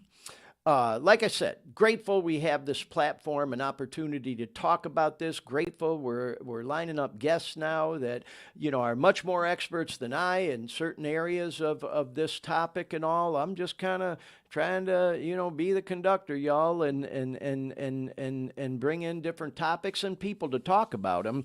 And so we talked a little bit earlier on this show about some of the attention we're getting. And Dean was able to bring up a couple graphics that we had about YouTube flagging our channel and putting up a banner with information about the suicide hotline, because last week on the show we talked about suicide and opiate use and suicide. So they put a banner up with a button that people could actually click immediately to get through to someone at the 988 suicide helpline if they were contemplating suicide and might need some help. Then, just to recap again, not to keep repeating myself, if you saw this earlier on the show, we also got a restriction put on our page temporarily, an age restriction, because of the topic of suicide. And they gave me an option to appeal that, which I did. And I said, well, this program is about suicide prevention and drug abuse prevention. And we don't feel that an age restriction is warranted. And in less than 45 minutes, y'all, 44 minutes later, they lifted the restriction and replied to us. So the point I'm making is that, some of y'all who may come across this program may think, oh boy, they're really talking about some taboo topics and boy, oh boy, whatnot. Sometimes you got to address these topics and push some buttons, to get people's attention and talk about things like this that warrant discussion. And boy, did we get some attention this last week's show from YouTube, this huge corporation, And so I just thought it was kind of cool that, not to toot our own horn, but as they say, if you don't toot your own horn, who the fuck's gonna, So we're going to toot our own horn a little bit right now, Dean. Is that cool with you?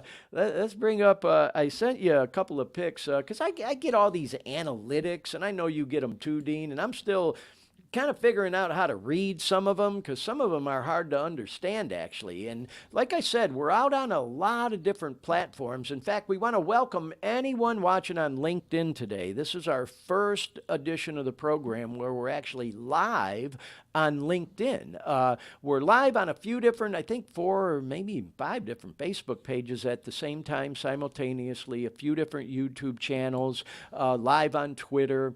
And this is our first week live on LinkedIn, and we'll start posting the recorded versions there too. But the reason I bring that up is on just one little Facebook page, just one, that I looked at the analytics for, and I just clicked on a button. I wasn't I'm sorry, even I'm really not finding. sure. I'm not finding.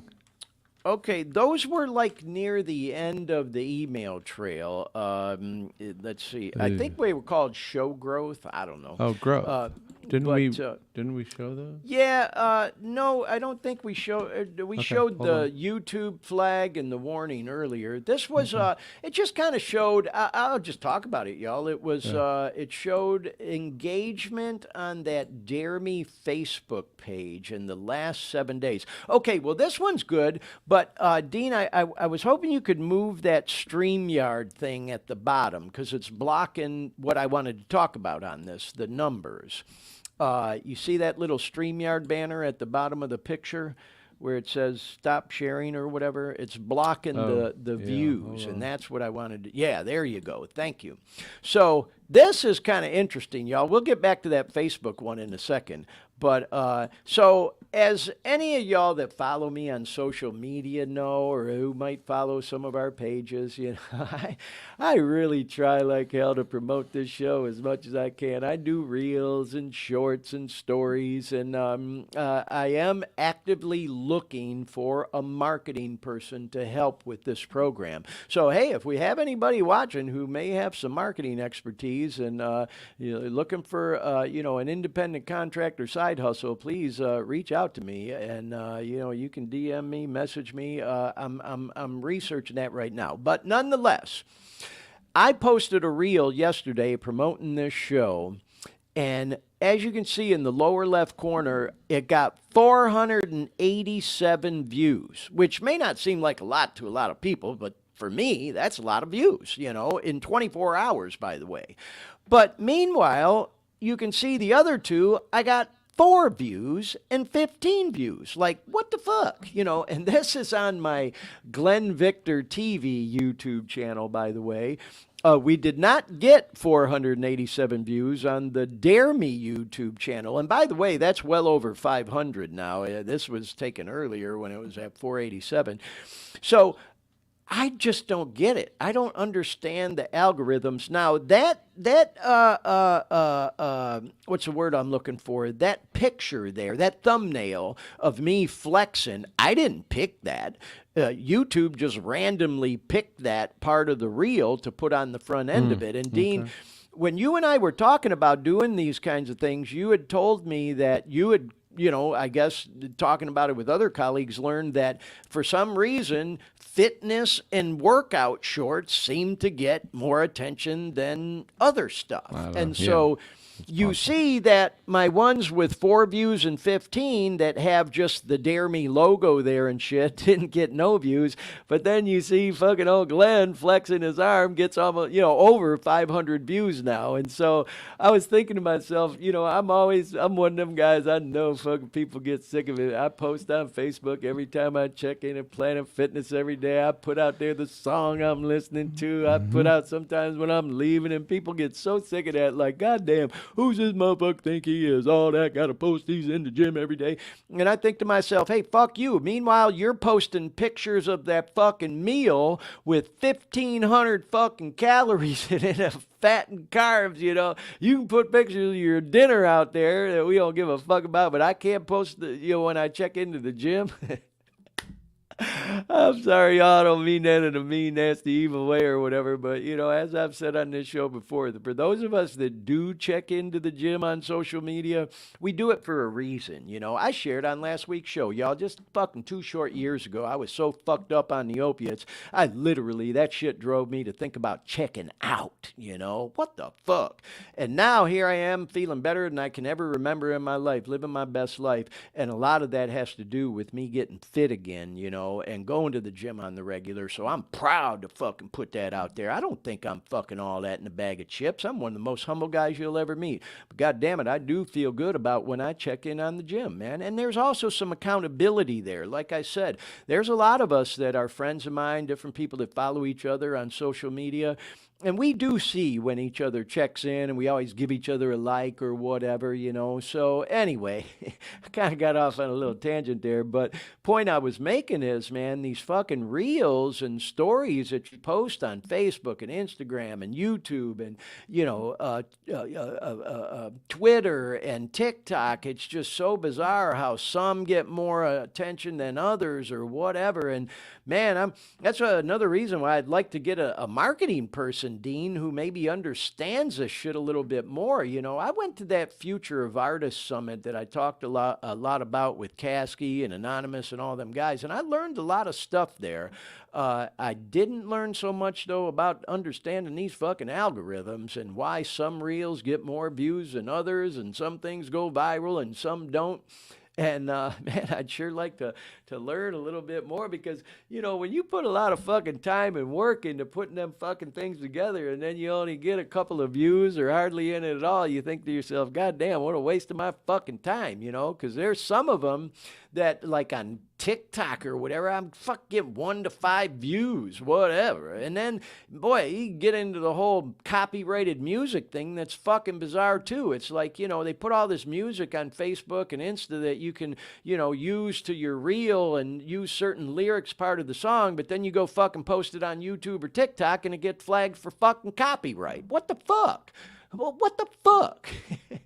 It's like I'm promoting the dude's song or music or the girl's song or music, and you're gonna fucking flag me because I got the music from Facebook or Insta, which is freely available for anybody to use, and so I download my reel, put it over on TikTok, and they flag it for copyright or YouTube. What the fuck is that? So yeah, man, I'm really trying to understand this, y'all, and all, but I just thought I'd share that we are kind of doing our due diligence, trying to get more attention for the show, and it made me happy that we got over 500 views on one of the reels I put out there yesterday. Dean, did you ever find that other picture of the Facebook views? If not, don't worry about it. But I just thought it was interesting. It showed that we had engagement of 179 people in the last 7 days on that Dare Me Facebook page.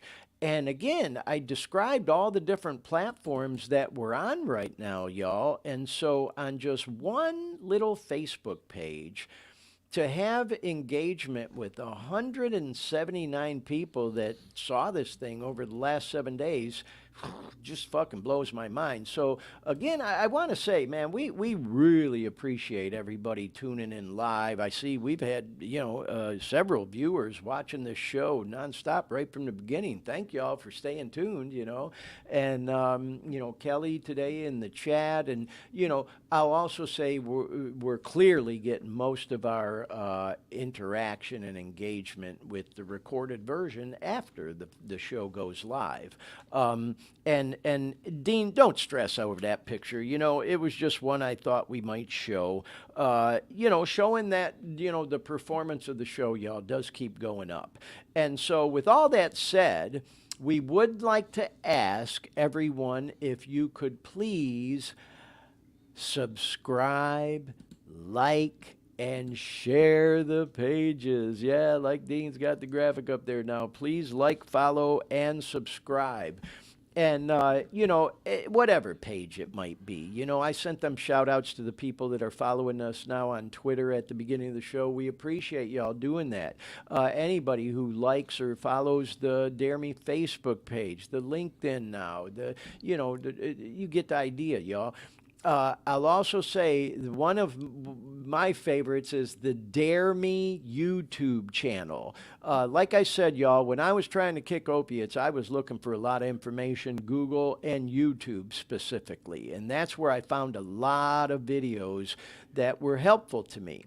And so my hope is that anyone who may be looking to kick an opiate addiction and is searching for information on YouTube, how to get through opiate withdrawals, things to that nature, might come across some of our stuff. And that page, again, it's real clean, y'all. I keep it uncluttered. The shows are listed in chronological order. I got to post a couple more. We fell a little behind because we were trying to work out some volume levels and technical stuff, but it'll be up to date again real soon. So if you could, if you don't mind, if you're watching maybe even on that channel right now, the Dare Me Podcast YouTube channel, just go there and click subscribe. Maybe like it, leave a comment, whatever, And that ain't nothing for me, y'all. That is not a self-serving, egotistical Glenn thing. That's just helping us to try to get the word out more and hopefully help more people who may be looking for answers or a way out of an opiate addiction, who may come across our stuff and may get some benefit out of watching our program. And it's all about the algorithms, y'all. If people are subscribing, liking, sharing, engaging, the algorithms pick up on that, and they just, figure it's more relevant because more people are paying attention. You come up higher in the search listings and all that other stuff. And I'm no expert on all that, but that much I do know. So anyhow, with all that said, y'all, it is is about time to wrap up. We've gone for over a couple hours again on this show. Not quite as long as we did last week. We went about 2.5 hours last week, but we're over 2 hours today. Good show, though. I think we had some good content, Dean. Again, before the show, I told Dean, I said, well, Dean, no guests this week. It's just you and I, man. I said, we got, I don't think we'll have any problem filling the time. And that certainly was the case. And I really appreciate you chiming in on the conversation, Dean, especially, when we were talking about our moms and stuff, and how those relationships and the dynamics of them change as we get older in age, That was, I think, a great part of the show. And of course, all the other information. So once again, happy Mother's Day to all the mothers and the moms. And, next week we're going to have a really fun show with Dennis Salvaggio. We'll get into some deep discussion, but he's got a great sense of humor too, y'all. So there's sure to be some laughs. So just remember, y'all, if you're going through it, just keep going. Just keep going. I promise you, if you're struggling with an opiate addiction or any other drug addiction, if you really want a kick, you can do it.